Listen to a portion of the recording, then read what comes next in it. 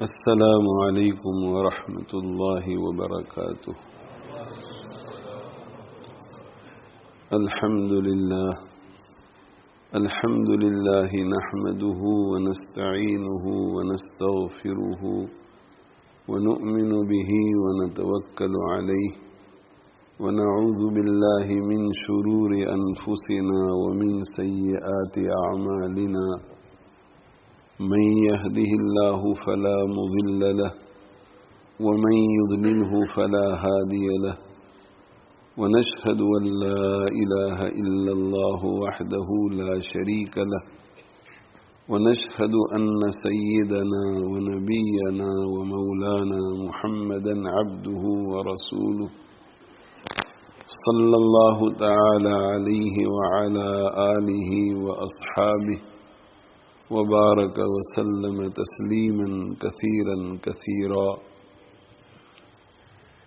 أما بعد، فقال رسول الله صلى الله عليه وآله وسلم: اقرأوا القرآن فإنه يأتي يوم القيامة شفيعا لأصحابه، أو كما قال صلى الله عليه وآله وسلم: رب اشرح لي صدري ويسر لي أمري واحلل عقدة من لساني يفقهوا قولي، سبحانك لا علم لنا إلا ما علمتنا إنك أنت العليم الحكيم، اللهم انفعنا بما علمتنا وعلمنا ما ينفعنا وزدنا علما، إن الله وملائكته يصلون على النبي يا أيها الذين آمنوا صلوا عليه وسلموا تسليما،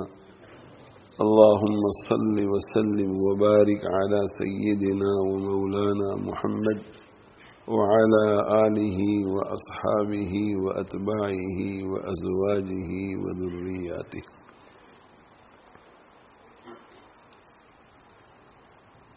اللہ تعالی شانہ کے پیارے رسول صلی اللہ علیہ وآلہ وسلم کا ارشاد گرامی ہے: اقرأوا القرآن، تم قرآن کو پڑھا کرو۔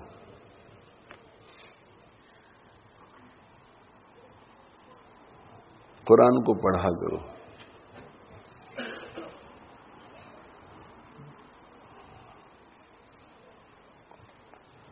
اتل ما اوحی الیک من الکتاب، اے میرے پیارے پیغمبر صلی اللہ علیہ وآلہ وسلم، آپ تلاوت کیجیے اس کتاب کی جو آپ کی طرف وحی کی گئی۔ تو آپ صلی اللہ علیہ وآلہ وسلم کو بھی قرآن مجید کی تلاوت کا حکم ہو رہا ہے، اور آپ صلی اللہ علیہ وسلم قرآن مجید کی تلاوت کا اپنے امتیوں کو حکم فرماتے ہیں۔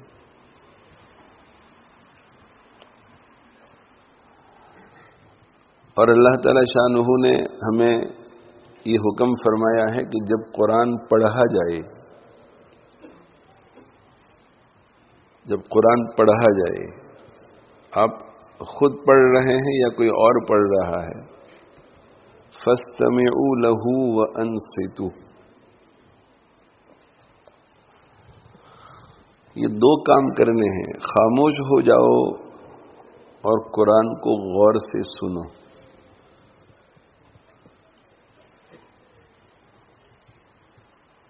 جب قرآن مجید کی تلاوت ہم خود کریں گے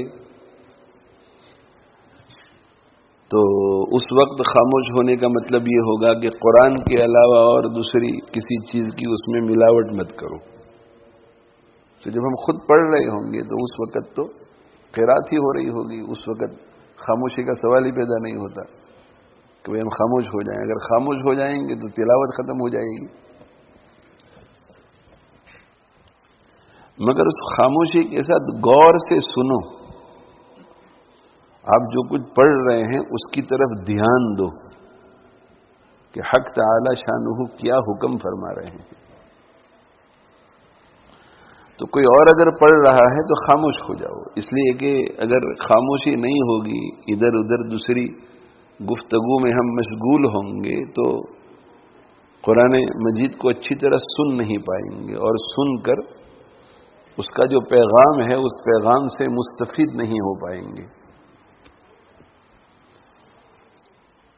تو خلاصہ یہ ہے کہ قرآن مجید کی تلاوت چاہے خود کرو یا اور کوئی کر رہا ہو، دھیان سے سنو اور قرآن مجید کے پیغام کو سمجھنے کی کوشش کرو کہ قرآن تم سے کیا تقاضا کر رہا ہے.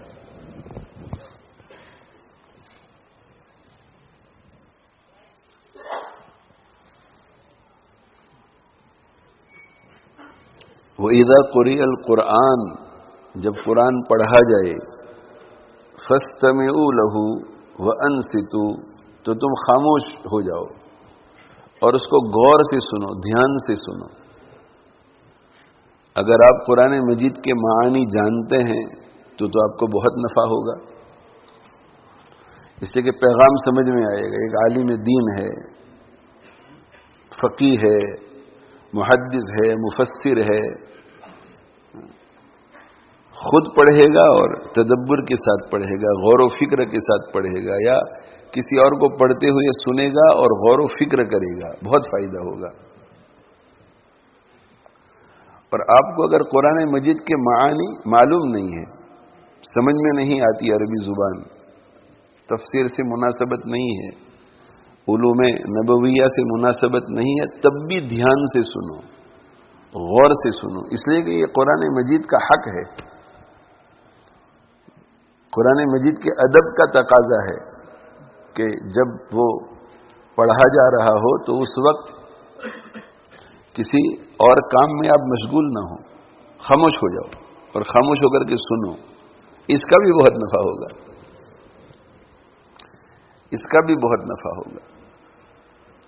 اس لیے کہ علوم عطا کرنا یہ کسی زبان کو سمجھنے پر موقوف نہیں ہے، علوم تو اللہ عطا فرماتے ہیں.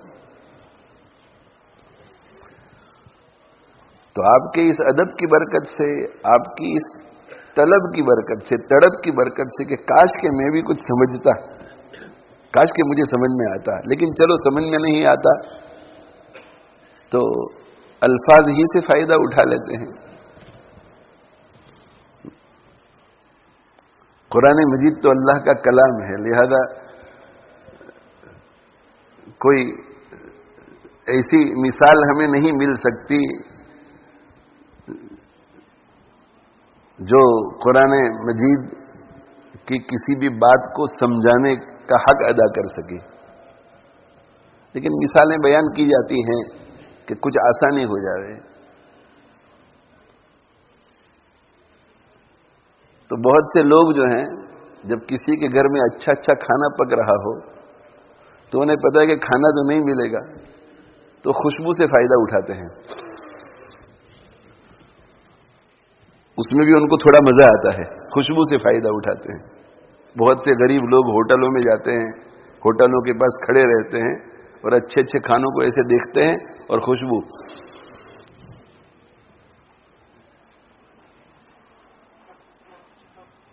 تو سمجھ نہیں سکتے، کوئی حرج نہیں، یہ الفاظ جو تمہارے کانوں میں داخل ہو رہے ہیں اسی کا مزہ لے لو،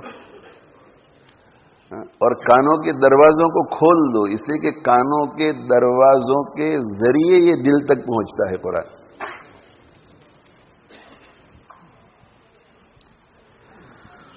تو قرآن پڑھنے کا حکم ہوا ہے آپ صلی اللہ علیہ وسلم کو بھی اور امت کو بھی، اور پھر اس کے مزید آداب بیان کیے گئے کہ جب قرآن پڑھا جائے تو خاموش ہو جاؤ، اور خاموش ہونے کے بعد سنو نہیں، غور سے سنو.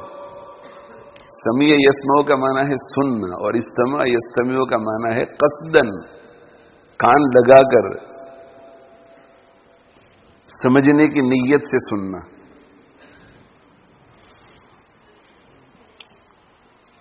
اور ظاہر ہے کہ جب کوئی شخص کسی کتاب کو پڑھتا ہے اور پڑھتا ہے اور دھیان سے پڑھتا ہے،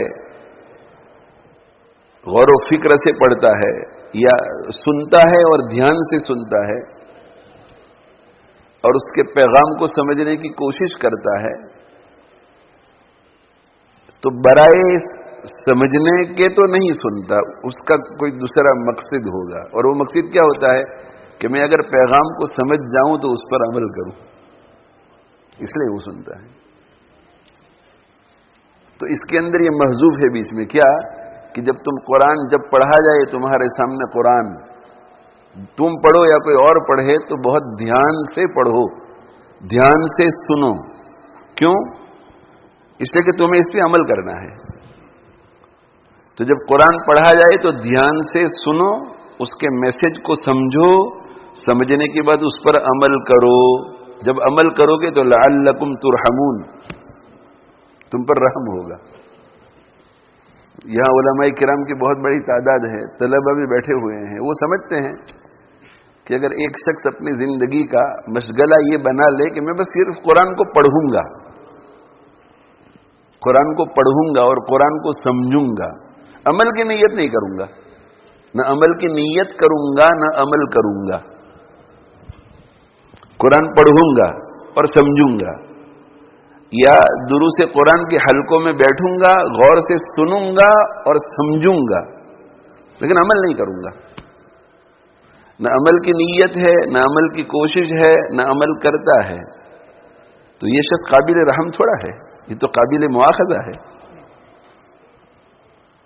تو قرآن جب یہ کہتا ہے کہ جب قرآن مجید پڑھا جائے تو خاموش رہو، خاموش ہو جاؤ اور دھیان سے سنو، لعلکم ترحمون، تاکہ تم پر رحم کیا جائے۔ اس کا مطلب یہی ہے کہ دھیان سے عمل کرنے کی نیت سے سنو اور پھر سمجھ کر عمل کرو، لعلکم ترحمون، تاکہ تم پر رحم کیا جائے۔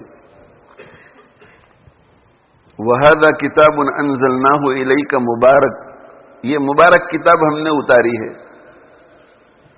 فَاتَّبِعُوهُ، اس میں جن کاموں کو کرنے کو کہا گیا ہے ان کاموں کو کرو۔ وَاتَّقُوا، جن کاموں سے بچنے کے لیے کہا گیا ہے ان کاموں سے بچو۔ وہ جو پہلی آیت تلاوت کی گئی اس میں پہلے مرحلے کو بیان کیا گیا ہے کہ سننا ہے اور سمجھنا ہے، اس میں دوسرا مرحلہ محذوف ہے۔ اس آیت کے اندر دوسرے مرحلے کو بیان کیا گیا ہے اور پہلا مرحلہ محذوف ہے۔ یہ مبارک کتاب ہے جسے ہم نے نازل کیا ہے، اس کتاب میں جو کرنے کے کام ہیں ان کو کرو اور جو بچنے کے کام ہیں ان سے بچو۔ تو کرنے کے کام ہیں ان کو کرو، بچنے کے کام ہیں ان سے بچو، یہ تو تب ہوگا جب قرآن کو غور سے سنیں گے یا غور سے پڑھیں گے اور سمجھیں گے۔ سمجھیں گے تو پتہ چلے گا کہ یہ کرنے کے کام ہیں اور یہ بچنے کے کام ہیں۔ تو یہاں پہلا حصہ محذوف ہے، لیکن ثمرہ دونوں کا ایک ہی ہے۔ وَإِذَا قُرِئَ الْقُرْآنُ فَاسْتَمِعُوا لَهُ وَأَنصِتُوا لَعَلَّكُمْ تُرْحَمُونَ وَهَذَا كِتَابٌ أَنزَلْنَاهُ إِلَيْكَ مُبَارَكٌ فَاتَّبِعُوهُ وَاتَّقُوا لَعَلَّكُمْ تُرْحَمُونَ۔ مرحوم بننے کے لیے، قابل رحم بننے کے لیے، اللہ کی رحمت کا مورد بننے کے لیے یہ پورا پیکیج ہمیں لینا پڑے گا۔ قرآن کو پڑھنا ہے، سننا ہے، سمجھنا ہے، اس کے ڈوز کو اختیار کرنا ہے، ڈونٹس سے بچنا ہے، اوامر کو بجا لانا ہے اور منہیات سے بچنا ہے۔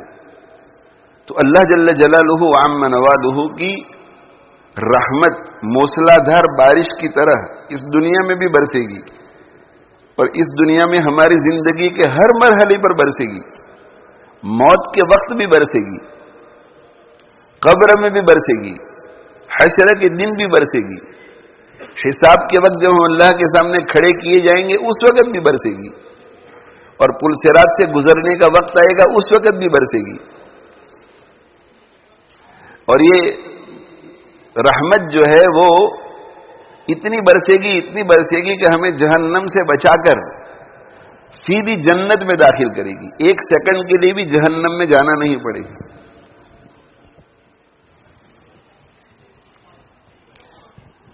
تو نبی صلی اللہ علیہ وسلم ارشاد فرماتے کہ اقرأوا القرآن، قرآن کو پڑھو. یہاں پر بھی محذوفات ہیں. کیا؟ قرآن کو پڑھو، سمجھو اور اس پہ عمل کرو. جب قرآن کو پڑھو گے، اسے سمجھو گے اور سمجھنے کے بعد اس پر عمل کرو گے تو کیا ہوگا؟ فَإِنَّهُ يَأْتِي يَوْمَ الْقِيَامَةِ شَفِيعًا لِأَصْحَابِهِ. تو پھر یہ قرآن تمہارے لیے قیامت کے دن شفیع بن کر آئے گا، سفارشی بن کر آئے گا. اور اللہ کا کلام جب سفارش کرے گا تو اللہ جل جلالہ وعم نوالہ اس کی سفارش کو ضرور قبول کریں گے. تو جب وہ شفیع بن کر آئے گا، سفارشی بن کر آئے گا تو چاروں طرف سے رحمت لپیٹ لے گی اس قرآن پڑھنے والے کو.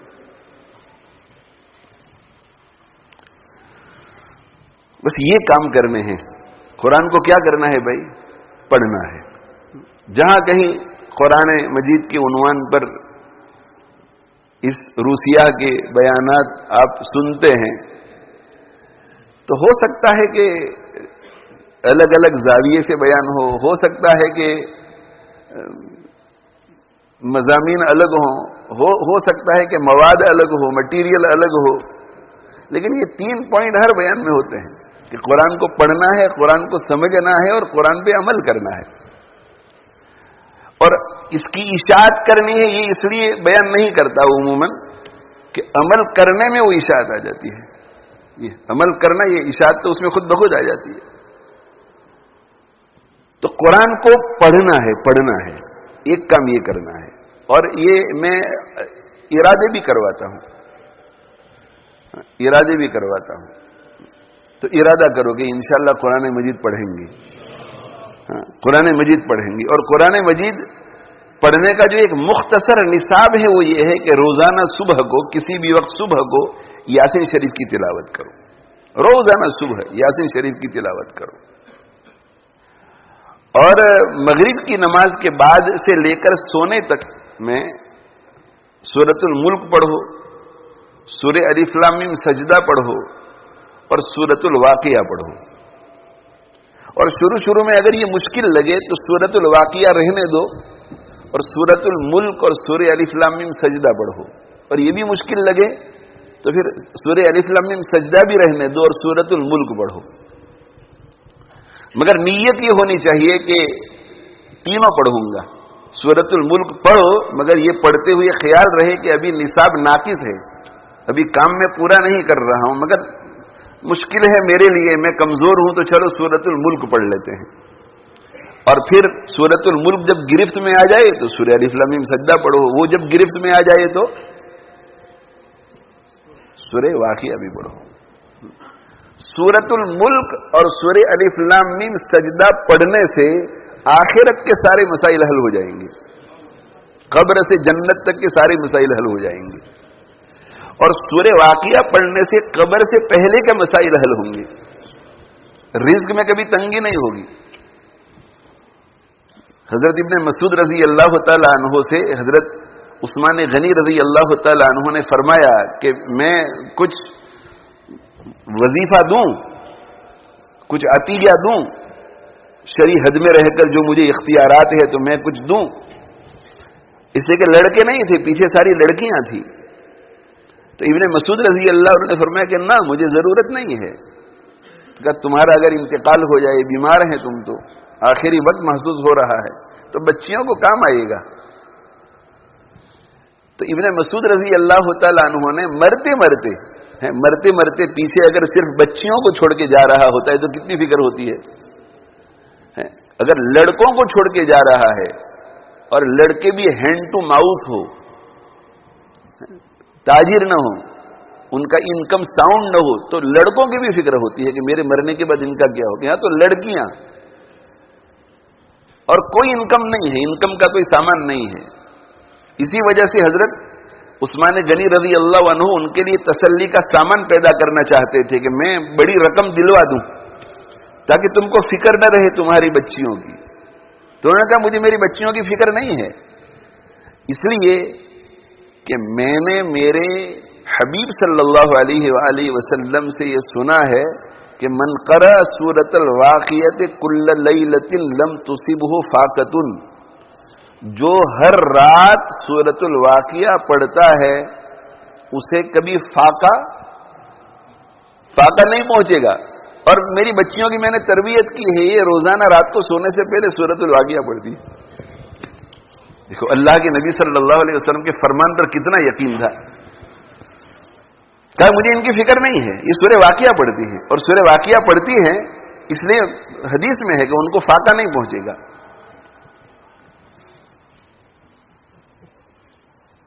تو یہ تینوں صورتیں ہماری اپنی ضرورت کے لیے، دنیا کی اور آخرت کی.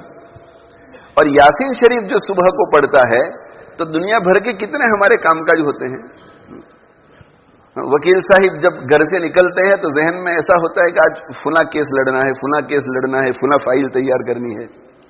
ڈاکٹر جب سرجری جاتا ہے تو اسے فکر ہوتی ہے کہ پیشنٹس آئیں گے، ان کو دیکھنا ہے، ان کا علاج کرنا ہے. کوئی اسکول جا رہا ہے، ٹیسٹ ہے، ایگزام ہے، کوئی مدرسے جا رہا ہے، سبق سنانا ہے. ہر ایک کی اپنی حاجتیں. روزانہ صبح کو کوئی بھی اٹھتا ہے تو حاجتیں ہوتی ہے. تو حدیث شریف میں یہ بتلایا گیا کہ من قرأ یاسین فی صدر النہار، جو شخص شروع دن میں یاسین شریف کی تلاوت کرتا ہے قضیت حوائجہ، تو اس کی ضرورتیں پوری کر دی جاتی ہیں. تو روزانہ یاسین شریف پڑھو، صبح یاسین شریف پڑھو، اور رات کو یہ 3 سورتیں پڑھو. اور 3 سورتیں ابھی نہیں پڑھی جاتی تو پہلے سورۃ الملک پڑھو، اس نیت سے کہ آگے جا کر سورۃ الف لام میم سجدہ بھی پڑھنی اور آگے جا کر کے. اور حفاظ اور کے لیے تو بہت آسان. حفاظ کو چاہیے کہ مغرب کی 2 رکعت سنت میں، مغرب کی 2 رکعت سنت اور 2 رکعت نفل، اور 2 رکعت نفل کے ساتھ اور 2 رکعت ملا کر کے اوابین کر دیں، 6 رکعت بنا لیں. ان 6 رکعتوں کے اندر ان سورتوں کو پڑھ لیں. اور ان 6 رکعتوں کے اندر ان ساری سورتوں کو نہیں پڑھ سکتے تو کم سے کم ایک سورت پڑھ لیں تاکہ وہ دوسری 2 آسان ہو جائے، پھر چلتے پھرتے پڑھ لیں. اور ہر جمعہ کو سورہ کہف پڑھو، سورہ کہف پڑھو.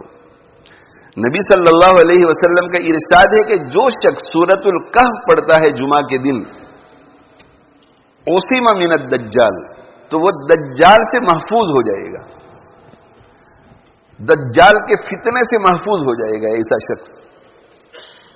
اور ہم فتنے کے دور سے گزر رہے ہیں. جن کو تھوڑی سی بھی دین کی سوجھ بوجھ ہو وہ اس وقت اپنے بارے میں، اپنے اہل و عیال کے بارے میں فکر میں رہتا ہے کہ فتنے کا زمانہ ہے، فتنے کا زمانہ ہے. کون سا فتنہ کس وقت اپنی لپیٹ میں لے کچھ کہہ نہیں سکتے. ڈرتے ہیں، سب ڈرتے ہیں. اور فتنوں میں ایک بہت بڑا فتنہ ارتداد کا فتنہ ہے. یہ بھی فتنہ ہے، یہ بھی ایک آزمائش. تو جو شخص سورہ کہف کو پڑھتا ہے وہ محفوظ ہو جاتا ہے دجال کے فتنے سے. اور دوسری حدیث میں آپ صلی اللہ علیہ وسلم نے ارشاد فرمایا کہ میری امت پر دجال کے فتنے سے بڑا فتنہ کوئی نہیں آئے گا، او کما قال صلی اللہ علیہ وسلم. تو سورۃ الکہف کی برکت سے اگر سب سے بڑے فتنے سے حفاظت ہو جاتی ہے تو اس سے ہم پھر عرض کر سکتے ہیں کہ سورۃ الکہف کی برکت سے انشاءاللہ باقی جتنے بھی فتنے ہیں سب فتنوں سے حفاظت ہو جائے گی. کہ دیکھو اس میں جو ہے ہماری دنیا اور آخرت کی بھلائی اس میں بھی ہے. انسان فتنوں سے بچ جاتا ہے تو دنیاوی سکون مل جاتا ہے، فتنوں سے بچ جاتا ہے تو آخرت محفوظ ہو جاتی ہے، دین خطرے میں نہیں رہتا. تو ہر جمعے کو سورۃ الکہف پڑھو. اور اگر سورۃ الکہف مشکل لگے تو یہ نیت کر لو کہ اس جمعے سے ایک رکوع پڑھیں گے انشاءاللہ. ایک رکوع گرفت میں آ جائے تو پھر آگے بڑھاؤ دوسرا رکوع، وہ بھی گرفت میں آ جائے تو تیسرا رکوع، وہ بھی گرفت میں آ جائے تو چوتھا رکوع. ایسا کرتے کرتے کرتے انشاءاللہ 12-15 منٹ میں یہ سورۃ الکہف پوری ہو جائے گی. اللہ تعالی ہمیں توفیق عطا فرمائے. تو ایک تو یومیہ نصاب ہوا، دوسرا ہفتہ واری نصاب، اور تیسرا یومیہ نصاب سورۃ الفاتحہ سے شروع کر کے والناس تک لے جاؤ جیسے رمضان المبارک میں کرتے ہیں. اور حفاظ جو ہیں وہ روزانہ تین سپارے پڑھیں، 3 سپارے روزانہ 3 سپارے پڑھیں حفاظ. اور غیر حفاظ جو ہیں وہ روزانہ 1 سپارہ پڑھیں. اور ان کاموں کے لیے اوقات اور جگہ مقرر کر لو کہ مغرب کی نماز کے بعد مسجد میں بیٹھ کر सूरत मुल्क, सूरह अलिफ लाम मीम सजदा और सूरत वाक़िया पढ़नी है और पढ़ करके फिर घर जाना है। देखो होता है कि नहीं।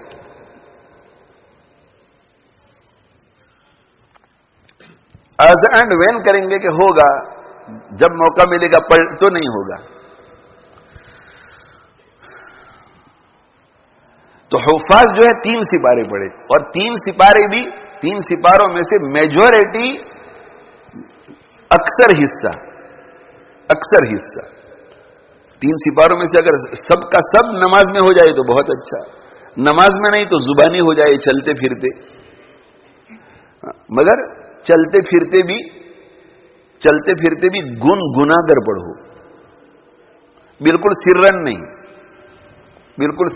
इसलिए कि बिल्कुल सिर्रन पढ़ते हैं तो रुकने की कोई जगह मुकर्रर नहीं होती वक्फ की।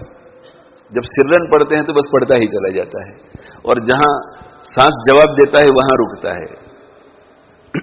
जो लोग जहरन कुरान पढ़ते हैं और इमामत कराते हैं तो उमूमन आप देखिए कि हल अता अलल इंसान हीनुम मिन अद-दहर लम यकुन शैअन मज़कूरा अगर पढ़ेंगे तो उसका वक्त मुतय्यन होगा जब जहरन पढ़ेगा तो, इसलिए कि जब वो जहरन पढ़ता है तो उसका सांस जब जवाब देने लगता है तो वो मुकर्रर कर लेता है कि यहां रुकना है, और सिर्रन पढ़ेगा तो वो वक्त की जगह मुकर्रर नहीं होती।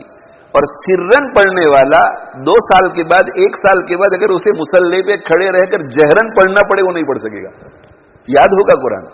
उसे आप कहें कि भाई हल आता सुना वो सिर्रन, तो वो होंठ हिला करके आपके सामने पूरी पड़ जाएगा बगैर गलती के, लेकिन कहे अब जहरन पढ़ो नहीं पढ़ सकेगा, यानी गलतियां बहुत जाएंगी। जी अभी जो है वो एक वीडियो कारी अब्दुल बासित साहिब की देखी, और ये कुरान का मौजिज़ा है। किसी ने कारी अब्दुल बासित साहिब की चंद आयतें वो जो 2 मरतबा रिपीट करके पढ़ते हैं, उन दोनों को एक जगह पर जमा किया। वो पढ़ते ना वद्दुहा वल्लैलि इज़ा सजा मा वद्दअका रब्बुका वमा क़ला वलल आखिरतु खैरुल लका मिनल ऊला वलसौफ़ युअतीका रब्बुका फतरज़ा। फिर उसे रिपीट करते हैं चंद मरतबा। तो 2 मरतबा जो रिपीट करते हैं वो 2 मरतबा रिपीट करने को एक साथ रखा, और एक पहले अलग अलग रखा फिर एक साथ रखा, और एक साथ रखकर दोनों को एक साथ चलाया, जर्रा बराबर आगे पीछे नहीं। इतनी महारत तजवीद और किरात पर। ये है कारी। हम तो कारी अब्दुल बासित का इसलिए सुनते हैं कि बहुत बड़े कारी है। बहुत बड़े कारी का क्या मतलब? बहुत बड़े कारी का मतलब हमारे यहां ये है कि ट्यून बहुत अच्छा है और लंबा सांस उनका है, ये बहुत बड़ा कारी। कारी ये है, कारी ये है कि दोनों मर्तबा मद जो है, मद जो उन्होंने खींचा, जहां गुन्ना किया, वो एग्जैक्टली सेम मिकदार का, जरा आगे पीछे नहीं हुई। वो इतनी महारत। तो ये तजवीद जो है ना, तजवीद अब हमारे यहां जो है तजवीद के कोर्सेज चलते हैं। अब तो दीन में बहुत शॉर्टकट हो गया। दिन में 2 महीने का तजवीद का कोर्स, हफ्ते में 1 मरतबा आ जाओ। 3 साल में मुफ्ती का कोर्स, 1 हफ्ते में 1 मरतबा आने का 2 घंटे के लिए। 3 साल में मुफ्ती, हफ्ते में 1 मरतबा आने का। एक जगह पर अभी आलिम क्लास में ग्रेजुएशन हुआ और बहुत ही उन्होंने खुशी के साथ उसका पोस्टर शाये किया था कि हमारे यहां 2 साल में हमने आलिम बना दिए। बड़ी खुशी के साथ 2 साल में हमने दर्जे इल्मियत मुकम्मल करा लिया। और दारुल बरी जब खुला था, और उस वक्त दारुल बरी में 6 साल का कोर्स मुकर्रर हुआ, 6 साल का, तो हजरत शेख रहमतुल्लाह अलैह की निगरानी में बड़े बड़े उलमा ने बैठकर 6 साल का कोर्स मुकर्रर किया। और उस वक्त बड़ी परेशानी थी कि 8-9 साल का कोर्स 6 साल में कैसे हो सकेगा। तो बड़े बड़े माहिरीन हजरत शेख रहमतुल्लाह अलैह की सरपरस्ती में कि इस किताब को निकालेंगे तो इंशाअल्लाह कोई कमजोरी नहीं आएगी, इस किताब को निकाल देंगे तो कोई कमजोरी नहीं आएगी, इस किताब को निकाल देंगे तो कोई कमजोरी नहीं आएगी। इससे कि यूरोप में नौजवान लड़के माँ बाप 8-9 साल डेडिकेट नहीं कर सकेंगे। हिंदुस्तान में हर जगह 8-9 साल का कोर्स था उस वक्त, बांग्लादेश पाकिस्तान में ये शॉर्ट कोर्स यहाँ बना 6 साल का, यहाँ के हालात के पेश नजर। और उस वक्त जो है वो उलमा में एक किस्म की तशवीश थी कि अल्लाह खैर करे, 6 साल के अंदर अल्लाह करे कि वो डिजायर्ड रिजल्ट निकले। ये एक जमाना था। और अब 2 साल में न हो सर्फ से लेकर बुखारी शरीफ तक का कोर्स मुकम्मल हो गया और उस पर खुशी का इजहार किया जा रहा है।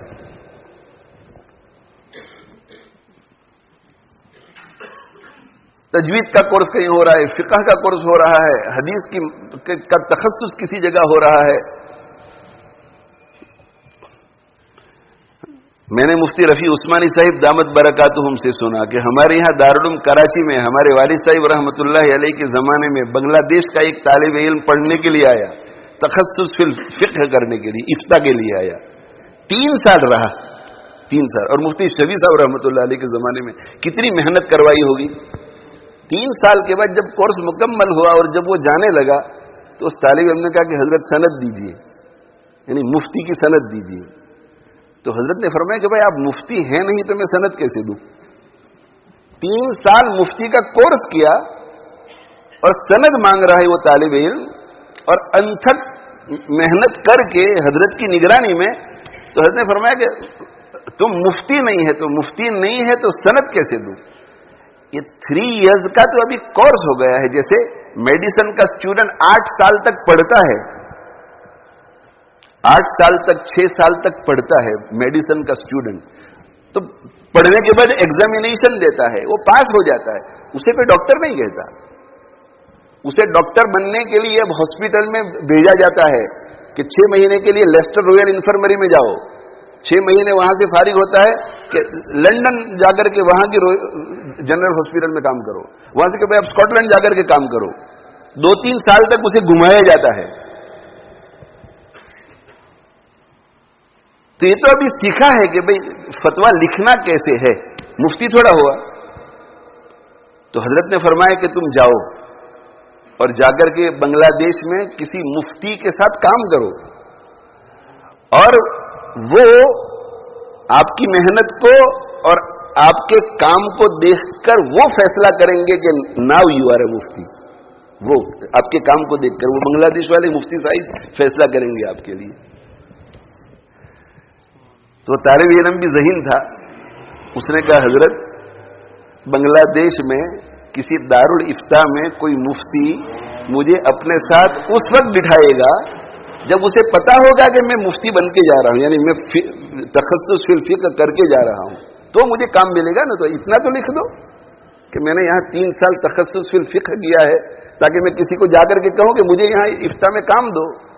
तो मुझसे ने कहा ये बात तो तुम्हारी सही है।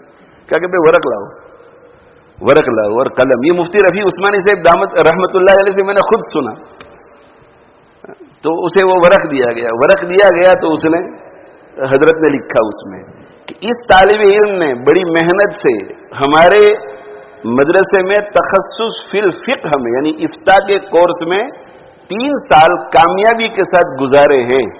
अगर ये किसी माहिर मशाक मुफ्ती की निगरानी में बांग्लादेश जाकर 10 साल तक काम करेगा फुल टाइम, तो मुझे उम्मीद है कि ये मुफ्ती बन जाएगा। बांग्लादेश जाकर किसी दारुल इफ्ता में नहीं, किसी मुफ्ती के पास नहीं, किसी माहिर मशाक मुफ्ती की निगरानी में 10 साल तक मेहनत से काम करेगा, तो मुझे उम्मीद है, यकीन नहीं, मुझे उम्मीद है कि ये मुफ्ती हो जाएगा। यहां इंग्लैंड हजरत तशरीफ लाए थे हमारे यहां, तो मुसाफा लोग कर रहे थे। तो मुसाफा करते करते एक साहिब आए और उन्होंने कहा कि फुला मुफ्ती साहिब को सलाम कह देना।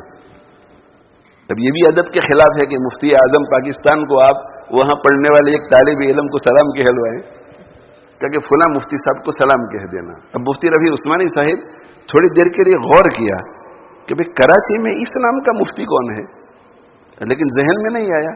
तो मुझे कहा कि ये किस मुफ्ती की बात कर रहे थे। मुसाफा करते करते रुक गए, ये किस मुफ्ती की बात कर रहे हैं। तो मैंने कहा कि हमारे इंग्लैंड से आपके यहाँ वो जो फुला तालिब इल्म पढ़ने के लिए आए हैं इफ्ता में, ان کے بارے میں یہ کہہ رہے ہیں.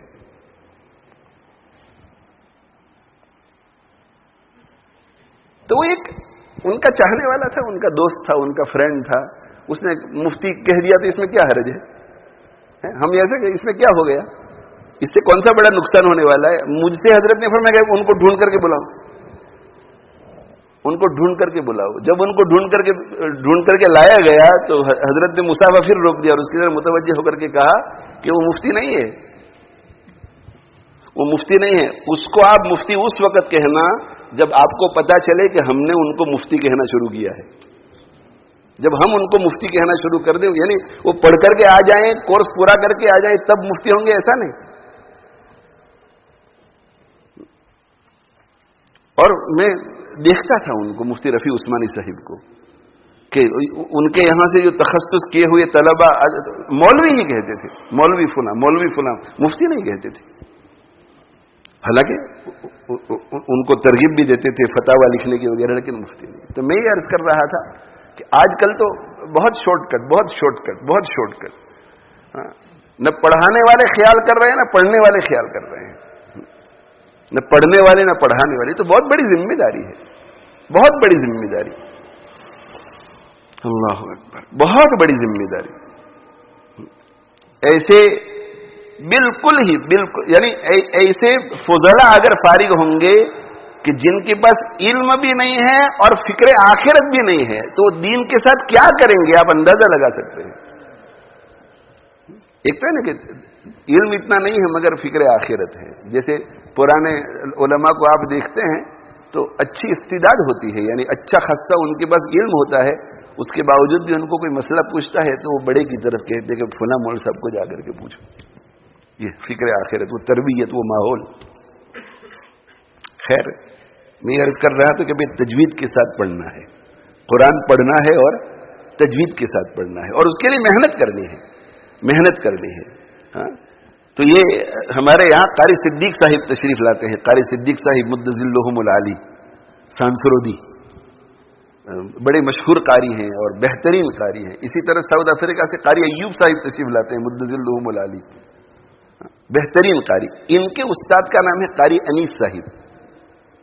قاری انیس صاحب رحمۃ اللہ علیہ، جید قاری، بہت اعلیٰ درجے کے قاری. ان کے استاد کا نام ہے قاری محمد سابق. قاری محمد سابق. اور یہ قاری محمد سابق کے استاد ہے قاری عبد المالک. قاری عبد المالک اپنے زمانے میں لکھنؤ کے بہت بڑے قاری تھے، بہت بڑے قاری. اور جب انہوں نے تقسیم کے وقت ہندوستان چھوڑ کر پاکستان ہجرت کرنے کا ارادہ کیا تو لکھنؤ اور لکھنؤ کے اطراف کے عوام اور خواص سب نے گھیر لیا انہیں اور اصرار کیا کہ نہیں، آپ یہاں سے نہیں جائیں گے، آپ اتنے بڑے قاری، اتنے نیک آدمی، نہیں، آپ یہاں سے نہیں جائیں گے. تو ان کے تو کتنے شاگرد ہوں گے. تو انہوں نے یہ کہا کہ نہیں، میں تو جا رہا ہوں، میں نے تو ارادہ کر لیا ہجرت کرنے کا. میرے یہاں سے چلے جانے کے بعد میں تم میں سے کسی کو بھی یاد آؤں اور تمہارا دل کرے کہ مجھے دیکھے یا مجھ سے فائدہ اٹھائے تو میرے شاگرد محمد سابق کو دیکھ لینا اور اس کے پاس جا کر اس سے فائدہ اٹھانا. اس سے کہ اس کو دیکھنا مجھے دیکھنے جیسا ہے اور اس سے فائدہ اٹھانا مجھ سے فائدہ اٹھانے جیسا ہے. یہ قاری عبد المالک کے شاگرد قاری محمد سابق، اور یہ قاری محمد سابق کے شاگرد قاری انیس. اور قاری انیس کو حضرت مولانا عبداللہ کاپودروی صاحب رحمۃ اللہ علیہ ڈھونڈ کر لے آئے تھے فلاح دارین میں، اور پھر فلاح دارین میں قرات کا ایک چرچا ہوا اور ایسے بڑے بڑے شاگرد پیدا ہوئے قاری انیس صاحب کے، اور پھر شاگردوں کے شاگرد ایسے بڑے بڑے پیدا ہوئے ماشاءاللہ کہ پوری دنیا میں آج قاری انیس صاحب رحمۃ اللہ علیہ کا سلسلہ قرات میں چل رہا ہے. یہ قاری محمد سابق صاحب نے کتنی محنت کی تھی کہ جن پر اپنے استاد کا اتنا زیادہ اعتماد تھا. صرف حفظ پڑھنے میں، وہ تو سبا اشارہ مکمل کیا تھا، لیکن صرف حفظ کتنے سال لگائے حفظ پڑھنے میں؟ حفظ پڑھنے میں 15 سال لگائے. قاری محمد سابق صاحب نے اپنے استاد قاری عبد المالک سے 15 سال محنت کر کے صرف حفظ کی قرات کا علم حاصل کیا. لیکن پیچھے نہیں ہٹے وہ. یہ تو محبت چاہیے قرآن کے ساتھ. تو میری درخواست یہ ہے کہ بس تلاوت کرو بھائی. پڑھو گے کہ نہیں قرآن؟ قرآن پڑھنا ہے, اور قرآن پڑھنا ہے, اور اگر تجوید وغیرہ صحیح نہیں ہے تو قرآن مجید جو ہے وہ صحیح کرو. ہاں, کسی حافظ کو, کسی قاری کو پکڑ لو. مساجد کے ذمہ دار حضرات اگر یہاں بیٹھے ہوئے ہیں تو ان کی خدمت میں گزارش ہے کہ ہفتے میں ایک مرتبہ کسی اچھے قاری کو, کسی اچھے حافظ کو جو تجوید کے ساتھ قرآن پڑھتا ہے مقرر کرو, تاکہ موٹی موٹی باتیں آ جائے. لہنے جلی سے تو کم سے کم تلاوت کرنے والے بچ جائیں. اور طلبہ کی خدمت میں, ہماری جو علمی برادری ہے ان کی خدمت میں گزارش ہے کہ یہ جو تلاوت کلام پاک تجوید کے ساتھ ہے وہ صرف مصلی کے لیے نہیں ہے, وہ صرف منبر کے لیے, کرسی کے لیے نہیں ہے کہ پبلک کے سامنے پڑھیں تو ہم بہت ہی سوچ کر پڑھیں اور تجوید وغیرہ کی رعایت کے ساتھ پڑھیں اور بہترین انداز میں پڑھیں, اور اکیلے پڑھتے ہیں تو ہمارے پڑھنے میں اور عام آدمی کے پڑھنے میں کوئی فرق نہیں. اللہ نے علم دیا ہے. حضرت تھانوی رحمۃ اللہ علیہ جب مکہ مکرمہ حاجی امداد اللہ مہاجر مکی رحمۃ اللہ علیہ کی خدمت میں پہنچے تو اپنی اصلاح نفس کی فکر کے ساتھ ساتھ قرآن مجید میں بھی محنت کی فکر انہوں نے کی. اس سے کہ وہاں مدرسہ سولتیہ میں ایک بہت بڑے قاری رہتے تھے, تو ان سے انہوں نے پڑھنا شروع کیا. گئے تو تھے اصل اپنے اصلاح نفس کے لیے, لیکن ادھر جو ہے وہ قاری صاحب سے بھی بات کر لی اور قاری صاحب سے انہوں نے سیکھنا شروع کیا. تو جب قاری صاحب سے فارغ ہو کر کے اکیلے ہوتے تھے تو اکیلے جب تلاوت کرتے تھے تو پوری تجوید کے ساتھ پڑھتے تھے, تجوید کے ساتھ, اور محنت کر کے چونکہ وہ مشہور تصوف کے زاویے سے ہوئے, تو جب حضرت تھانوی رحمۃ اللہ علیہ کا نام ہمارے ذہن میں آتا ہے تو وہ علوم تصوف ہی ہمارے ذہن میں. تو مفسر بھی بہت بڑے تھے, محدث بھی بہت بڑے تھے, قاری بھی بہت بڑے تھے, جامع الکمالات تھے. تو اتنی محنت کی کہ جب حضرت تھانوی رحمۃ اللہ علیہ کسی کمرے میں فارغ وقت میں تنہا بیٹھ کر قرآن پڑھ رہے ہوتے تھے تو ان کے استاد کی قرات جنہوں نے سنی ہوئی ہوتی تھی تو کمرے سے باہر سے وہ فیصلہ نہیں کر سکتے تھے کہ اندر استاد بیٹھا ہے یا شاگرد بیٹھا ہوا ہے. ایسی نقل کرتے تھے, استاد بیٹھا ہے یا شاگرد بیٹھا ہے پتہ نہیں چلتا تھا. تو بھائی ہمارے طلباء کو چاہیے کہ یہاں جو بیٹھ کر کے بہترین انداز میں آپ نے قرآن پڑھا, اسی طرح اکیلے بھی پڑھو, کوئی حرج نہیں. 3 سپاروں کی جگہ پہ 2 سپارے پڑھو, مگر تجوید کے ساتھ پڑھو. اللہ تعالیٰ کو پسند آ جائے ایسا پڑھو, اللہ کو پسند آ جائے ایسا پڑھو. زین القرآن باصواتکم, قرآن کو مزین کرو اپنی آوازوں سے. تو تجوید بھی ہو, اللہ نے حسن صوت دیا ہے تو حسن صوت کو بھی استعمال کرو. تو قرآن مجید پڑھنا ہے بھائی, سب کو پڑھنا ہے, ہم انشاءاللہ سب پڑھیں گے. ہاں, اور پھر وقت میں برکت ہوتی ہے, یہ جو ہم سنتے ہیں نا کہ ایک دن میں پورا قرآن پڑھ لیتے تھے, تو ایک دن میں پورا قرآن پڑھ لیتے تھے تو اس کا مطلب یہ نہیں کہ وہ تیز پڑھ جاتے تھے. نہیں, انہوں نے شروع کیا ہوگا 1 سپارے سے, پھر 2 سپارے, پھر 3 سپارے. وقت میں برکت ہوتی گئی, تو بڑے اطمینان سے ٹھہر کے پڑھتے تھے, مگر ماشاءاللہ وہ پورا قرآن جو ہے وہ دن میں ختم ہو جاتا تھا. اس لیے کہ وہ جانتے تھے کہ کوالٹی کے بغیر پورے قرآن کو ختم کرنے سے بہتر یہ ہے کہ کوالٹی کے ساتھ 10 سپارے پڑھیں, کوالٹی کے ساتھ 2 سپارے پڑھیں. کوانٹٹی بھی ہوتی تھی اور کوالٹی بھی ہوتی تھی. برکت, قرآن مجید کی برکت. تو اس لیے قرآن مجید کو بھائی پڑھنا ہے, ہمیں انشاءاللہ پڑھیں گے کہ نہیں. قاری رحیم بخش صاحب رحمہ اللہ تعالی, یہ قاری فتح محمد پانی پتی رحمۃ اللہ علیہ کے اجل شاگرد اور خیر المدارس ملتان میں انہوں نے پڑھایا ہے.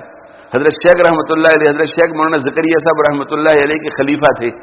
یہ قاری رحیم بخش صاحب رحمۃ اللہ علیہ بہت مشغول رہتے تھے, پورے پاکستان سے لوگ ان کے پاس قرات پڑھنے کے لیے آتے تھے. اس سے کہ شیخ القرہ تھے, شیخ القرہ, اور بڑے اللہ والے, یعنی قاری بھی تھے اور بڑے اللہ والے بھی تھے. عجیب واقعات ہیں ان کے. تو یہ قاری رحیم بخش صاحب رحمۃ اللہ علیہ کے پاس پڑھنے کے لیے آتے تھے. تو مدرسے کے اوقات میں تو پڑھاتے ہی تھے, مگر فارغ وقت میں بھی لوگ آتے تھے تو کہ بھائی چلو مغرب کے بعد آپ کو پڑھاؤں گا، دوسرا کوئی بھائی عشاء کے بعد تم کو پڑھاؤں گا، تہجد کی نماز سے فارغ ہونے کے بعد تم کو پڑھاؤں گا. اور ہمارے بزرگوں نے تو اس طرح پڑھایا کہ جب بالکل وقت نہیں ہوتا تھا اور طالب علم پیچھے لگ جاتا تھا تو پھر استاد یہ کہتے تھے کہ دیکھو بھائی اب تو ایک ہی وقت میرے پاس باقی رہ گیا ہے، جب نماز کے لیے مسجد میں جاتا ہوں اور نماز سے واپس آتا ہوں یہ وقت تم لے لو، یہاں پہنچ جاؤ، جب میں گھر سے نکلوں تو پڑھنا شروع کرو، پڑھتے پڑھتے مسجد تک آؤ. یعنی وقت بالکل نہیں. اس کے باوجود بھی خود کی یومیہ تلاوت کتنی تھی؟ خود کی یومیہ 20 سپارے.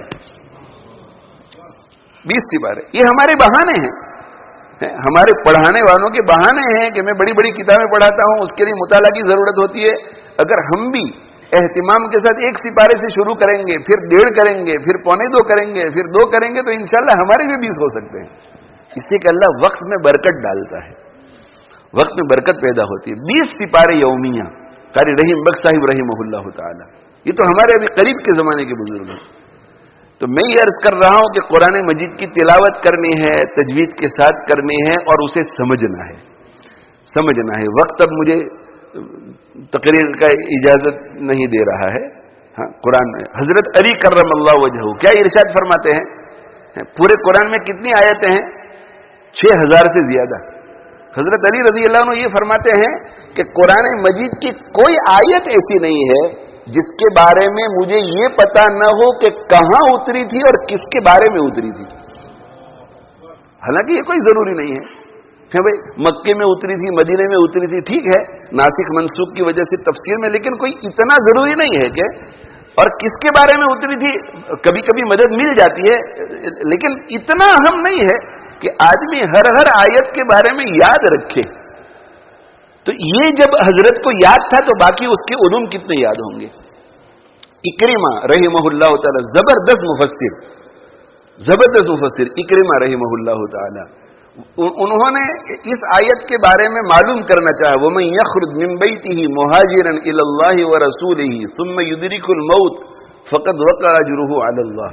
اس آیت کے بارے میں معلوم کرنا چاہا کہ بھئی یہ آیت جو ہے اس کی تفسیر بھی مجھے معلوم ہے، مطلب بھی معلوم ہے، سب کچھ معلوم ہے، اس کی پوری ما لہو ما علیہ، لیکن یہ آیت کس صحابی کے بارے میں اتری تھی؟ کس صحابی کے بارے میں یہ آیت اتری تھی؟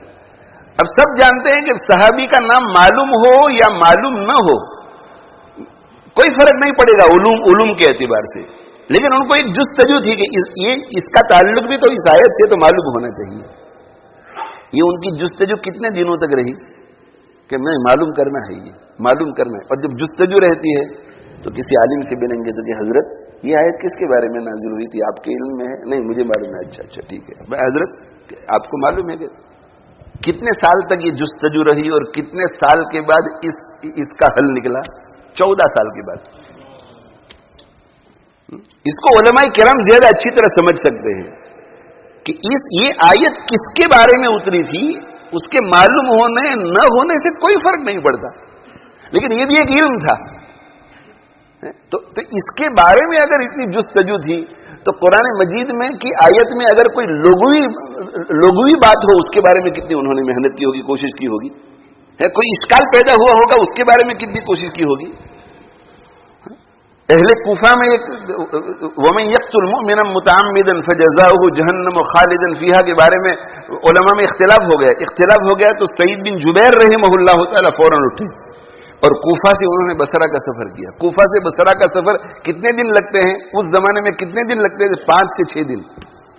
5 سے 6 دن کوفہ سے بصرہ تک کا سفر کیا کہ کوفہ میں تو علماء کا اختلاف ہو گیا ہے. اب بصرہ جا کر کے پوچھتے ہیں کسی کو، اور بصرہ جا کر کے ابن عباس رضی اللہ عنہما سے ملاقات کی اور ابن عباس رضی اللہ عنہما سے ملاقات کر کے ان سے پوچھا. یہ حالت تھی. امام مسروق رحمہ اللہ تعالی ارشاد فرماتے ہیں کہ کان عبداللہ یقرأ علینا سورۃ.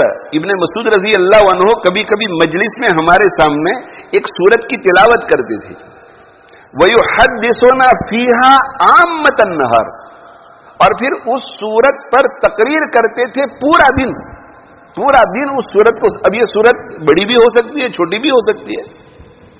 یہ تفسیر کا حضرت عمر رضی اللہ تعالی عنہ نے سورۃ البقرہ کو یاد کیا تقریباً 20 سال یا 22 سال میں. کیوں؟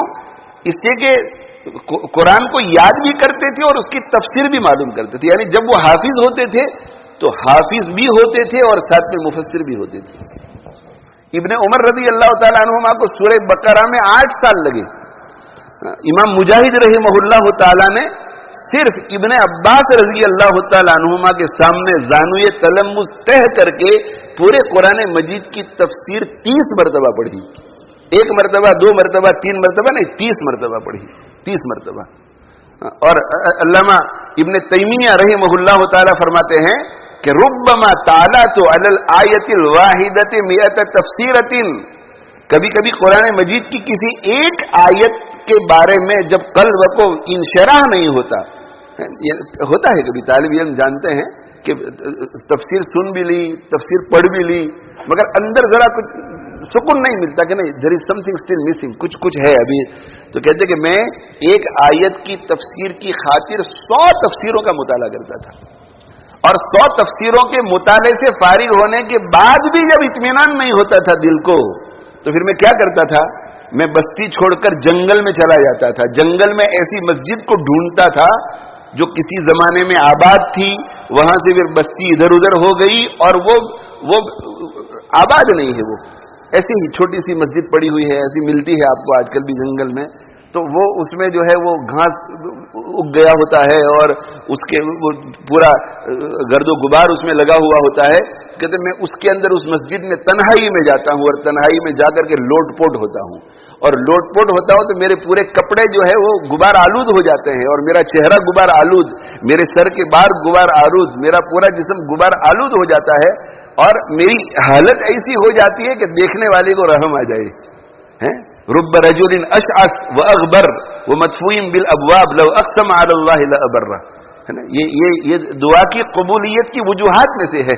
ثم ذکر الرجل یطیل السفر.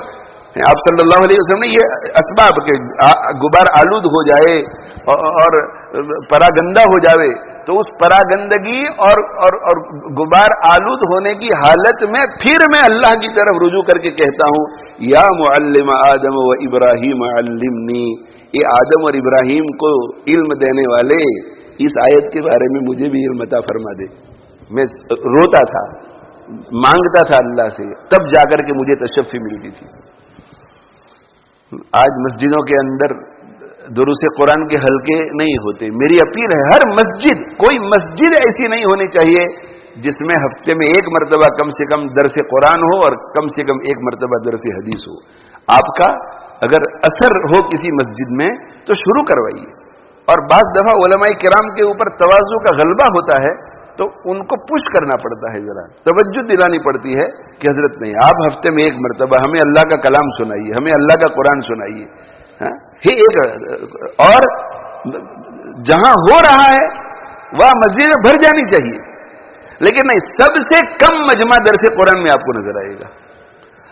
یعنی ہمارے دعوت و تبلیغ کے ساتھی جب اپنا ہفتہ واری گشت کرتے ہیں اس میں بھی درس قرآن سے زیادہ مجمع ہوتا ہے. وہ 6 نمبر میں درس قرآن سے زیادہ مجمع ہوتا ہے، حالانکہ 6 نمبروں سے زیادہ مجمع کا مستحق وہ درس قرآن ہے، اس لیے کہ وہ اللہ کا کلام ہے، اللہ کا کلام ہے. لیکن نہیں، خانقاہ سے تعلق رکھنے والے لوگ بھی درس قرآن میں نہیں بیٹھتے، تبلیغ سے تعلق رکھنے والے بھی درس قرآن میں نہیں بیٹھتے. وہاں وہ عالم جو ہے کتنی محنت کر کے آ کر کے بیٹھتا ہے، اور 2 گھنٹے 1.5 گھنٹے تک تو ان کو تیاری کرنی پڑتی ہے، اور پھر وہ بیچارے آتے ہیں اور مجمع کتنا ہے، 5 آدمی، 10 آدمی، 6 آدمی، 3 آدمی، 8 آدمی. یہ قرآن پوچھے گا مجھ سے اور آپ سے قیامت کے دن. یہ قرآن کہے گا کہ انہوں نے مجھے چھوڑ رکھا تھا، انہوں نے مجھے چھوڑ رکھا تھا. تو اس لیے قرآن کو سمجھنے کی کوشش کرو. اللہ تعالی شانہ مجھے آپ کو عمل کی توفیق دے. تو یہ قرآن پڑھنا ہے، قرآن پڑھ کر کے اسے سمجھنا ہے. تلاوت اپنی چلتی رہے، قرآن سمجھنا اپنا چلتا رہے. اور کسی کو اگر خود بھی شوق ہو، وقت ہے اس کے پاس، تو وہ علماء کرام سے رابطہ کرے، تاکہ علماء کرام اس کی استعداد، اس کی صلاحیت، اس کی علمی سطح کو دیکھ کر کے مشورہ دے سکے کہ آپ یہ تفسیر پڑھیے، آپ یہ ترجمہ پڑھیے. اور جہاں کہیں کوئی بات سمجھ میں نہ آئے تو پھر خود عقل کے گھوڑے نہیں دوڑانے چاہیے، بلکہ علماء کرام کے پاس جانا چاہیے اور ان سے پوچھنا چاہیے. حضرت ابو بکر صدیق رضی اللہ تعالیٰ عنہ کے پاس ایک صاحب آئے اور انہوں نے کہا کہ حضرت یہ اس آیت کی تفسیر کیا ہے. تو حضرت صدیق اکبر رضی اللہ عنہ نے ایسے دیکھا, غور کیا, اور غور کیا تو ان کے ذہن میں بات نہیں آئی. ہو سکتا ہے ایسا, علم تو اللہ کی دین ہے, اللہ جب چاہتے ہیں دے دیتے ہیں, جب چاہتے ہیں اٹھا لیتے ہیں, اور ایسے حالات اللہ پیدا کرتے ہیں تاکہ ہمیں پتہ چلے کہ صدیق جیسا آدمی کیا کرتا ہے ایسے موقع پر. صدیق جیسا آدمی, تو حضرت صدیق اکبر رضی اللہ تعالیٰ عنہ تو عربی فصاحت, بلاغت, علم, نحو, لغت, ہر اعتبار سے پورا ان کو تو اس کا علم تھا, اور تفسیر کرنے کی پوری ان میں صلاحیت تھی. لیکن انہوں نے غور کیا, اور غور کر کے کوئی بات اس وقت ذہن میں نہیں آئی. تو انہوں نے سوچا کہ بھئی حضرت صلی اللہ علیہ وسلم سے جو تفسیر اس کی سنی تھی, حاصل کی تھی, وہ تو ذہن میں ہے نہیں. اب اگر میں اس کی تفسیر بیان کرتا ہوں تو وہ میرا اپینین ہوگا, اور اپنے اپینین سے بیان کرنا, اپنی رائے سے اللہ کے کلام کی تشریح کرنا, اللہ کے نبی صلی اللہ علیہ وسلم کے کلام کی تشریح کرنا, یہ صحیح نہیں ہے. حدیث شریف میں ابو داؤد شریف کی روایت ہے کہ آپ صلی اللہ علیہ وسلم نے ارشاد فرمایا کہ من قال فی القرآن برأیہ, جو شخص اپنے اپینین سے, اپنی عقل سے قرآن مجید کی کسی آیت کی تفسیر کرے, اور فاصاب, حسن اتفاق تھا, کوئنسیڈنس تھا کہ وہ تفسیر صحیح نکلی. کسی سے پوچھا کہ بھائی اس آیت کے بارے میں نے غور کیا تو مجھے یہ سمجھ میں آیا, تو عالم نے کہا کہ بالکل آپ صحیح سمجھے ہیں, مگر اس کے پاس تفسیر کرنے کی اتھارٹی نہیں تھی, اجازت نہیں تھی. تو جو شخص قرآن کی تفسیر کرے اپنی رائے سے اور وہ تفسیر صحیح نکلے, تو آپ صلی اللہ علیہ وسلم نے فرمایا کہ فقد اخطأ, اس نے غلطی کی ہے, اور قیامت کے دن اس کو پوچھ ہوگی کہ جس چیز کی اتھارٹی تمہارے پاس نہیں تھی وہ کام تم نے کیوں کیا تھا. ایک ڈاکٹر نہیں ہے, اس کے پاس کسی جگہ کی سند نہیں ہے کسی یونیورسٹی کی, اور وہ بیٹھ جائے اور صبح سے شام تک پرسکرپشن لکھے, اور ہر پرسکرپشن رائٹ ہو, ہر پرسکرپشن صحیح ہو, اور 3 مہینے 6 مہینے 10 مہینے تک وہ کام کرتا رہے اور ہر پرسکرپشن صحیح, ہر پرسکرپشن صحیح, اور پھر کوئی رپورٹ کر دے اتھارٹی کو رپورٹ کرے تو اتھارٹی کیا کرے گی بھائی؟ اسے صحیح ڈاکٹر قرار دے گی یا مجرم قرار دے گی؟ مجرم قرار دے گی. وہ اگر کہے کہ میرے 1000 پرسکرپشن صحیح ہے تو وہ کہیں گے کہ یہ پرسکرپشن تو صحیح ہے مگر تمہارا یہاں بیٹھنا صحیح نہیں ہے. پرسکرپشن صحیح ہے, تمہارا یہاں بیٹھنا صحیح نہیں ہے. یہ تو اللہ کا فضل ہوا کہ کوئی مرا نہیں, ہو سکتا ہے کہ آگے جا کر کوئی مر جاوے. تو اسی طرح یہ اللہ کا فضل ہوا کہ تم نے غلط تفسیر نہیں کی, ہو سکتا ہے کہ آگے غلط تفسیر کریں. تو حضرت ابو بکر صدیق رضی اللہ تعالیٰ کو پوچھا کہ حضرت اس کی تفسیر کیا ہے, تو کیا جواب میں ارشاد فرمایا, ایو سماء تذلنی و ایو ارض تقلنی اذا انا قلت فی کتاب اللہ ما لا اعلم. یہ صدیق ہے, ایو سماء تذلنی, کون سا آسمان مجھے سایہ دے گا, وَأَيُّ أَرْضٍ تُقِلُّنِي, کون سی زمین میرا بوجھ اٹھائے گی, یعنی کون سی نیچے سے بھی عذاب آ سکتا ہے, زمین پھٹ سکتی ہے اور میں دفن ہو سکتا ہوں, آسمان سے پتھر برس سکتے ہیں, تو کون سا آسمان کون سی زمین مجھے امن دے سکے گی اگر میں قرآن کے بارے میں ایسی کوئی بات کر دوں جو مجھے معلوم نہیں ہے, اپنی رائے سے میں بات کروں. اس لیے اپنی رائے سے نہیں, وہ پوچھنا چاہیے. جو مسجد کے اندر جو دروس قرآن کے حلقے ہوتے ہیں اس میں علماء اپنی طرف سے بیان نہیں کرتے, وہ ادھر ادھر جاتے ہیں, اس تفسیر کے پاس جاتے ہیں, اس تفسیر کے پاس جاتے ہیں, اس تفسیر کے پاس جاتے ہیں, وہاں سے لے کر انہوں نے جو تفسیر کی ہے وہ ہمارے سامنے بیان کرتے ہیں. تو عرض یہ کر رہا ہوں کہ قرآن کو پڑھنا ہے. کیا کرنا ہے بھائی؟ بولو, زور سے بولو بھائی. قرآن پڑھنا ہے. پھر اس کے بعد کیا کرنا ہے؟ اس کو سمجھنا ہے. قرآن پڑھنا ہے, تجوید بھی درست کرو اور اسے سمجھنا ہے, اور سمجھنے کے ساتھ ساتھ کیا کرنا ہے؟ اس پر پھر عمل کرنا ہے, عمل کی نیت سے کرنا ہے. اگر یہ ہم کر لیں گے تو لعلکم ترحمون, اللہ تعالیٰ رحم فرمائیں گے, اور رحم فرمائیں گے تو رحم کی ایک شکل کیا ہوگی؟ قیامت کے دن قرآن ہمارے لیے شفیع بن کر آئے گا, سفارشی بن کر آئے گا, اور جب وہ سفارشی بن کر آئے گا تو اللہ تعالیٰ اس کی سفارش کو رد نہیں فرمائے. قرآن سفارشی بن کر آئے اس کا مطلب ہے کہ اللہ اس سفارش کو قبول کرنے والے ہیں، تبھی وہ سفارشی بن کر کے آئے گا۔ اللہ تعالیٰ شانہ مجھے آپ کو عمل کی توفیق عطا فرماوے۔ یہ جو ہے قرآن کے اس قسم کے جو جلسے ہوتے ہیں پورے ملک میں پوری دنیا میں ہوتے رہتے ہیں، یہ بہت بڑی بات ہے، یہ معجزہ ہے۔ کیوں اسلام نہ ہو ممتاز دنیا بھر کے دینوں میں، وہاں مذہب کتابوں میں یہاں قرآن سینوں میں، مسلمانوں نہ گھبراؤ خدا کی شان باقی ہے، ابھی اسلام زندہ ہے ابھی قرآن باقی ہے۔ ایسی ایسی چیزیں ہوتی ہیں۔ پچھلے دنوں ہمارے فاضل ہیں مولانا عبید اللہ صاحب، اور میرے خیال میں وہ تیسرے بیچ میں فارغ ہوئے ہوں گے یا چوتھے بیچ میں، مولانا عبید اللہ صاحب ہمارے تو تیسرے بیچ میں وہ فارغ ہوئے۔ تو ہمارے یہاں تو 23 سال سے بچے فارغ ہو رہے ہیں، یعنی 20 سال ہو گئے، 20 سال سے وہ فارغ، حفظ کیا، حفظ کرنے کے بعد درجہ علمیت میں بیٹھے، درجہ علمیت میں بیٹھ کر 6 سال انہوں نے درجہ علمیت مکمل کیا، علمیت مکمل کرنے کے بعد 20 سال سے وہ امامت کرا رہے ہیں، اور بہت محنت کے ساتھ۔ اس کی شادی ہوئی، چھوٹے چھوٹے بچے، ان کو بڑا کیا، ابھی بھی بچے چھوٹے ہیں، اور پھر پوری مسجد میں 5 وقت کی نمازیں پڑھاتے ہیں، اکیلے امام ہیں، اور وہاں کے پورے مکتب کا نظام سنبھالتے ہیں۔ ایسے آدمی کے لیے قرآن کے لیے اتنا وقت مل سکتا ہے کہ وہ اس وقت 20 سال فراغت کے 20 سال کے بعد یہ ارادہ کرے کہ ہمارے مدرسے میں ہمارے شاگرد سب ایک مجلس میں قرآن سناتے ہیں، میں نے بھی آج تک نہیں سنا ہے، مجھے بھی سنانا ہے۔ اور ماشاءاللہ مولانا عبید اللہ صاحب نے اس سال ایک مجلس میں قرآن سنا دیا، ابھی انشاءاللہ ان کا بھی، میں نے کہا اگر آپ کا ختم وہاں ہوگا، ہاں وہاں ختم ہوگا۔ یہ عورتوں کے اندر بھی کبھی کبھی، عورتوں میں اصل میں یہاں پر تو انہی سے قرآن ختم کراتے ہیں جو یہاں پڑھتے ہیں، عورتوں میں کبھی کبھی ایسی عورتوں کو لے آتے ہیں کہ بچوں کے ساتھ 6 مہینے میں قرآن ختم کیا، گھریلو کام کاج کے ساتھ ایک سال میں قرآن ختم کیا، تاکہ لوگوں میں شوق پیدا ہو، اور واقعی شوق پیدا ہوا۔ اس کے بعد بہت ساری عورتیں ماشاءاللہ حافظہ ہوئی۔ تو میں نے کہا مولانا عبید اللہ صاحب کو کہ آپ کی تو چاہت نہیں ہوگی مگر ہماری چاہت ہے، آپ کو دیکھ کر کے دوسرے آپ کی طرف 20 سال سے جو دین کی خدمت میں لگے ہوئے ہیں اور اب تک انہوں نے ایک مجلس میں قرآن نہیں سنا ہے، ان کو بھی جذبہ پیدا ہوگا اور وہ قرآن کی معجزہ ہے۔ ابھی کینیڈا ہم گئے تھے تو کینیڈا میں ان کے یہاں 14 یا 12 بچے حافظ 14 ہوئے، ان میں سے 11 نے ایک مجلس میں قرآن سنایا۔ پورے سال میں 11 بچے حافظ ہوئے، ان میں سے 14 فارغ ہوئے، ان میں سے 11 نے ایک مجلس میں پورا قرآن سنایا، اور وہ باقی 3 ہیں وہ تیاری کر رہے ہیں اس کے لیے۔ یہ 11 میں سے 2 طالب علموں کی کچھ معمولی غلطیاں گئی اور 9 ایسے تھے جن کی ایک غلطی نہیں گئی۔ کینیڈا کے اندر، کینیڈا کا ماحول ہمارے یہاں جتنا مضبوط نہیں ہے، الحمدللہ وہاں بھی محنتیں ہو رہی ہے۔ کینیڈا جیسے ماحول میں ٹورنٹو کے اندر 11 بچوں نے ایک مجلس میں قرآن سنایا، اس میں سے 9 بچے ایسے جن کی غلطیاں نہیں گئی، اور وہ جو 2 جن کی غلطیاں گئی وہ بھی بالکل معمولی ہے۔ تو یہ معجزہ ہے، یہ معجزہ، ہمارے دل اس سے، ہمارا ایمان اس سے تازہ ہوتا ہے۔ تو اللہ نے جب ایسا ہمیں مذہب دیا ہے، ایسا ہمیں دین دیا ہے تو ہمیں کیا کرنا چاہیے بھائی؟ اس کی قدر کرنی چاہیے، اپنے آپ کو جوڑنا چاہیے۔ تو قرآن سے کنیکٹ ہو جاؤ، اہل القرآن میں سے ہو جاؤ۔ جو اہل القرآن میں سے ہو جاتا ہے وہ اہل اللہ میں سے ہو جاتا ہے۔ اور اہل القرآن ہونے کا طریقہ کیا ہے؟ قرآن کو خوب پڑھو، قرآن کو کیا کرو بھائی؟ خوب پڑھو، اور اسے سمجھنے کی کوشش کرو۔ یہ دروس کے حلقے جہاں کہیں بھی ہے جاؤ، اور آپ کی بستی میں نہیں تو جہاں قریب سے قریب آپ جا سکو جاؤ، اور اس کو مخصوص کر لو کہ بھئی یہ وقت جو ہے میرا قرآن سمجھنے کے لیے ہے، اور قرآن کو سمجھنے کے ساتھ پھر عمل کرو، جتنا علم آپ کے پاس آلریڈی ہے عمل کرو۔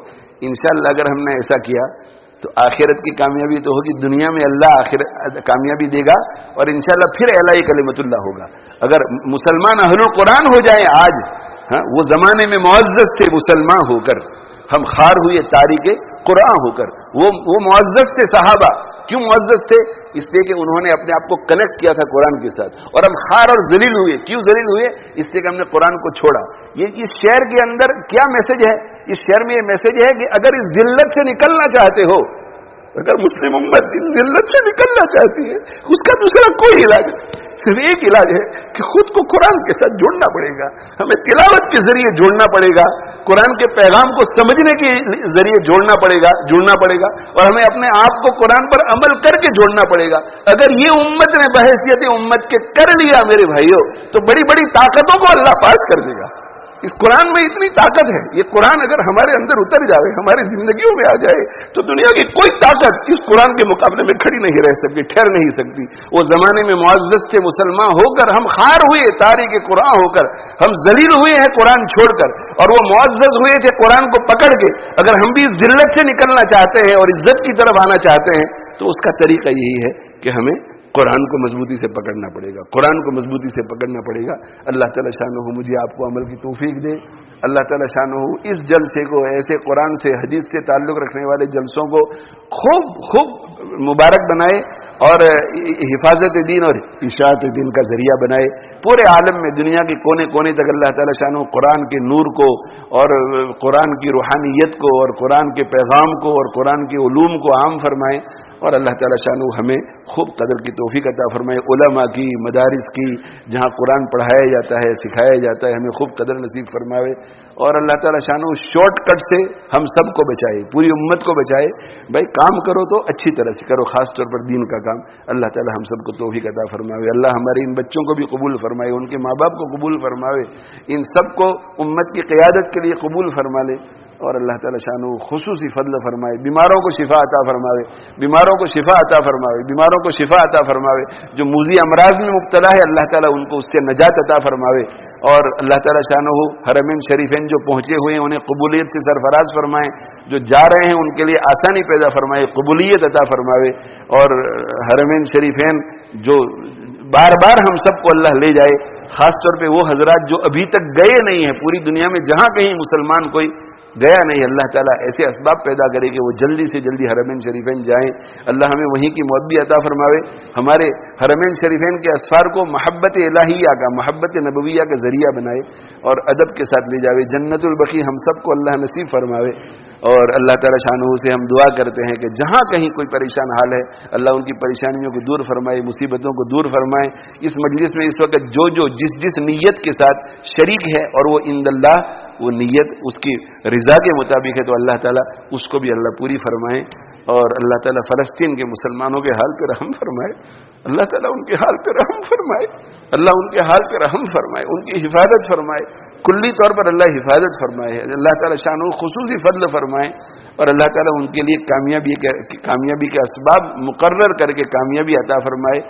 اور ہماری جو ان کے معاملے میں ذمہ داریاں ہیں, اللہ تعالیٰ ان ذمہ داریوں کو ادا کرنے کی ہمیں بھی توفیق دے, اور جو کوتاہیاں ہم سے ہوئی ہیں, ہو رہی ہیں, اللہ معاف فرماوے. وآخر دعوانا الحمدللہ رب العالمین, وصلی اللہ علی نبینا محمد وعلی آلہ وأصحابہ.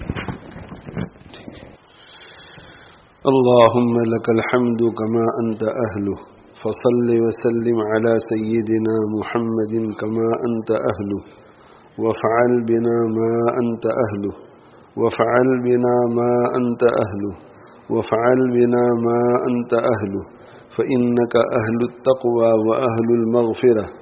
ربنا اغفر لنا وتب علينا إنك أنت التواب الرحيم. ربنا اغفر لنا وتب علينا إنك أنت التواب الرحيم. ربنا اغفر لنا وتب علينا إنك أنت التواب الرحيم. يا رب كل شيء بقدرتك على كل شيء, اغفر لنا كل شيء حتى لا تسألنا عن شيء. اللهم بارك لنا فيما عطيتنا, وقنا واصرف عنا شر ما قضيت لنا. اللهم الطف بنا في تيسير كل عسير, فإن تيسير كل عسير عليك يسير. اللهم أحسن عاقبتنا في الأمور كلها, وأجرنا من خزي الدنيا وعذاب الآخرة. اللهم إنا نعوذ بك من شرور أنفسنا ومن سيئات أعمالنا. اللهم إنا نعوذ بك من شر الشيطان وشركه. اللهم وفقنا لما تحب وترضى, واجعل آخرتنا خيرا من الأولى. اللهم اهدنا الصراط المستقيم. اللهم ثبتنا على صراطك المستقيم. اللهم اهدنا واهد الناس جميعا. اللهم اهدنا واهد الناس جميعا. اللهم اهدنا واهد الناس جميعا, واجعلنا سببا لمن اهتدى. اللهم إنا نسألك عيشة نقية, وميتة سوية, ومردا غير مخز ولا فاضح, توفنا مسلمين والحقنا بالصالحين واجعل لنا لسان صدق في الآخرين واجعلنا من ورثة جنة النعيم واغفر لنا ولوالدينا ولأساتذتنا ولمشايخنا ولمحبينا ولمحسنين ولمن له حق علينا ولمن أوصانا بالدعاء ولجميع المؤمنين والمؤمنات والمسلمين والمسلمات. اللهم اغفر للمؤمنين والمؤمنات وألف بين قلوبهم وأصلح ذات بينهم وانصرهم على عدوك وعدوهم. اللهم اجمع كلمتهم على الحق ووحد صفوفهم. اللهم اجمع كلمتهم على الحق ووحد صفوفهم. اللهم اجمع كلمة المسلمين على الحق ووحد صفوفهم. اللهم أنقذ إخواننا المسلمين المظلومين في كل مكان. اللهم أنقذ إخواننا المسلمين المظلومين في فلسطين. اللهم انصرهم ولا تنصر عليهم. اللهم امكر لهم ولا تمكر عليهم. اللهم زدهم ولا تنقصهم. اللهم زدهم ولا تنقصهم. اللهم زدهم ولا تنقصهم ولا تسلط عليهم من لا يرحمهم ولا يخافك فيهم. اللهم لا تسلط عليهم من لا يرحمهم ولا يخافك فيهم. اللهم لا تسلط عليهم من لا يرحمهم ولا يخافك فيهم. اللهم احفظ الحرمين الشريفين والمسجد الأقصى المبارك واجعلها اللهم آمنة مطمئنة وسائر بلاد المسلمين. اللهم إنا نسألك إيمانا لا يرتد ونعيما لا ينفد ومرافقة نبينا محمد صلى الله عليه وسلم في أعلى درجة الجنة جنة الخلد. اللهم إنا نسألك الرضا بالقضاء وبرد العيش بعد الموت ولذة النظر إلى وجهك والشوق إلى لقائك. اللهم إنا نعوذ بك من ضراء مضرة وفتنة مضلة. اللهم فارج الهم كاشف الغم مجيب دعوة المضطرين رحمن الدنيا والآخرة ورحيمهما. أنت ترحمنا فارحمنا برحمة تغنينا بها عن رحمة من سواك. فارحمنا برحمة تغنينا بها عن رحمة من سواك. فارحمنا برحمة تغنينا بها عن رحمة من سواك. يا الله يا رحمن يا رحيم يا كريم يا حليم يا واسع المغفرة يا حنان يا منان يا ذا الجلال والإكرام يا حي يا قيوم يا حي يا قيوم يا حي يا قيوم. برحمتك نستغيث برحمتك نستغيث برحمتك نستغيث. نستغفرك ربنا ونسألك التوبة وأصلح لنا شأننا كله. اللهم أصلح لنا شأننا كله. اللهم أصلح لنا شأننا كله. اللهم أصلح أحوال المسلمين. اللهم أصلح أحوال المسلمين. اللهم أصلح أحوال المسلمين برحمتك يا أرحم الراحمين. برحمتك يا أرحم الراحمين.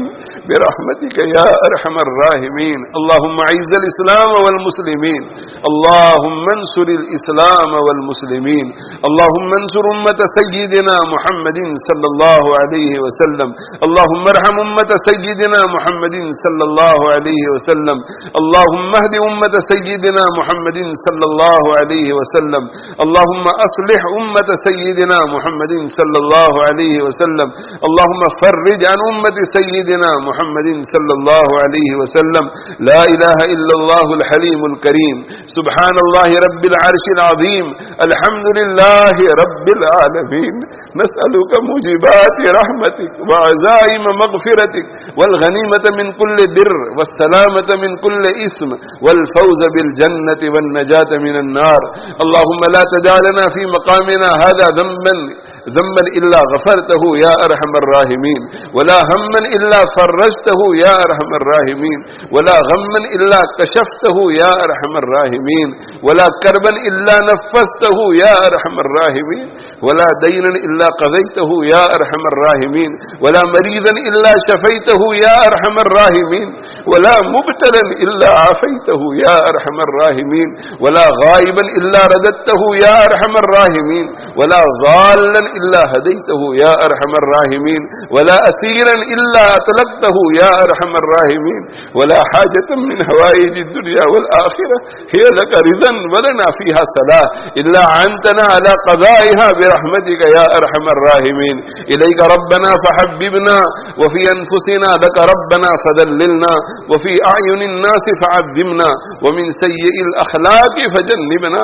وعلى صالح الأخلاق فقومنا وعلى الصراط المستقيم فثبتنا وعلى الأعداء أعدائك أعداء الإسلام فانصرنا اللهم حبب إلينا الإيمان وزينه في قلوبنا وكره إلينا الكفر والفسوق والعصيان اللهم اجعلنا من الراشدين اللهم اجعلنا من التوابين واجعلنا من المتطهرين واجعلنا من عبادك الصالحين واجعلنا من أوليائك المقربين الصديقين المحبوبين واجعلنا من خدام دينك واجعلنا من خدام دينك واجعلنا من خدام دينك واجعلنا من أشاكك وأشاك حبيبك محمد صلى الله عليه وسلم اللهم إنا نسألك الهدى والتقى والعفاف والغنى اللهم حاسبنا حسابا يسيرا اللهم اشف مرضانا اللهم اشف مرضانا اللهم اشف مرضانا وارحم موتانا اللهم إنا نسألك حسن الختام اللهم إنا نسألك حسن الختام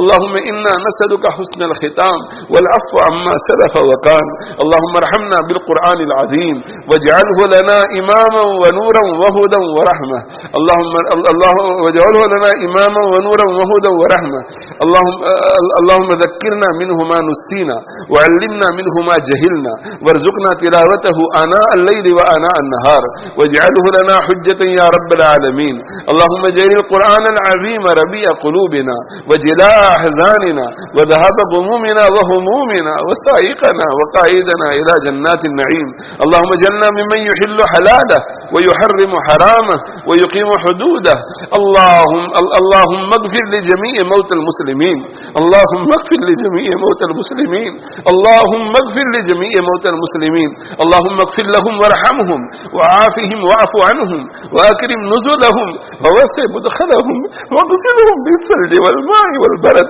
ونقهم من الخطايا كما ينقى الثوب الأبيض من الدنس اللهم اغفر لهم وارفع درجتهم في المهديين واخلفهم في عقبهم في الغابرين واغفر لنا ولهم يا رب العالمين اللهم افتح لهم قبورهم ونور لهم فيه اللهم اجعل قبورهم رياضا من رياض الجنة اللهم اجعل قبورهم رياضا من رياض الجنة اللهم اجعل قبورهم رياضا من رياض الجنة اللهم ارحمنا إذا سرنا إلى ما ساروا إليه اللهم ارحمنا إذا سرنا إلى ما ساروا إليه اللهم ارحمنا إذا سرنا إلى ما ساروا إليه اللهم إنا نعوذ بك من الهم والحزن والعجز والكسل والبخل والجبن ودلء الدين وغلبة الرجال اللهم اقذف في قلوبنا رجاءك اللهم اقذف في قلوبنا رجاءك اللهم اقذف في قلوبنا رجاءك واقطع رجاءنا عمن سواك اللهم اقطع رجاءنا عمن سواك اللهم اقطع رجاءنا عمن سواك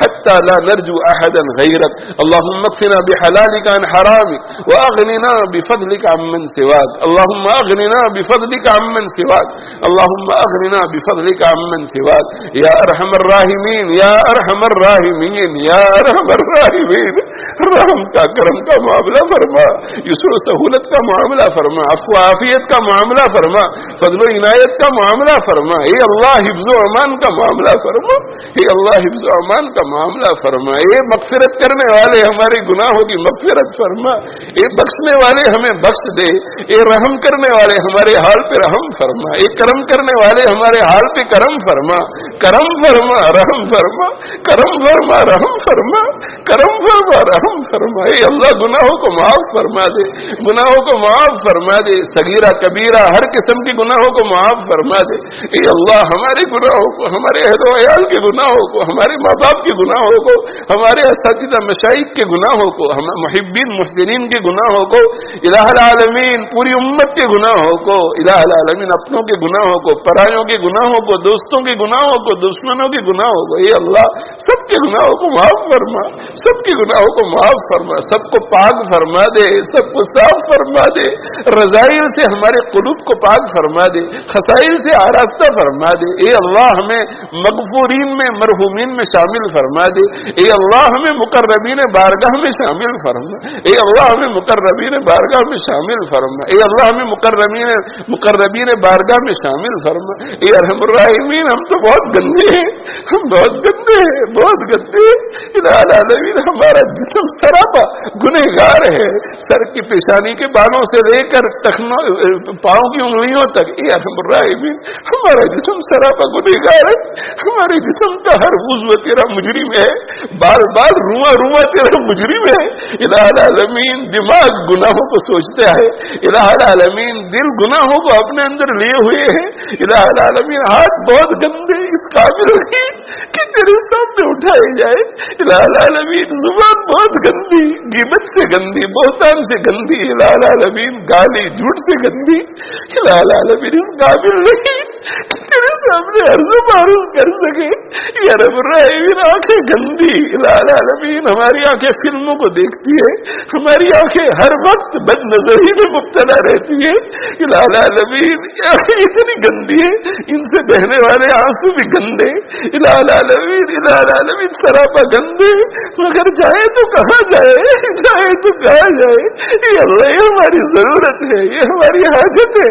الہ العالمین، ہم تجھ سے مغفرت کو مانگ رہے ہیں، جہنم سے پناہ کو مانگ رہے ہیں۔ الہ العالمین، تیرے غصے سے پناہ کو مانگ رہے ہیں، تیری لعنت سے پناہ کو مانگ رہے ہیں، تیری رضا کو مانگ رہے ہیں، تیری جنت کو مانگ رہے ہیں۔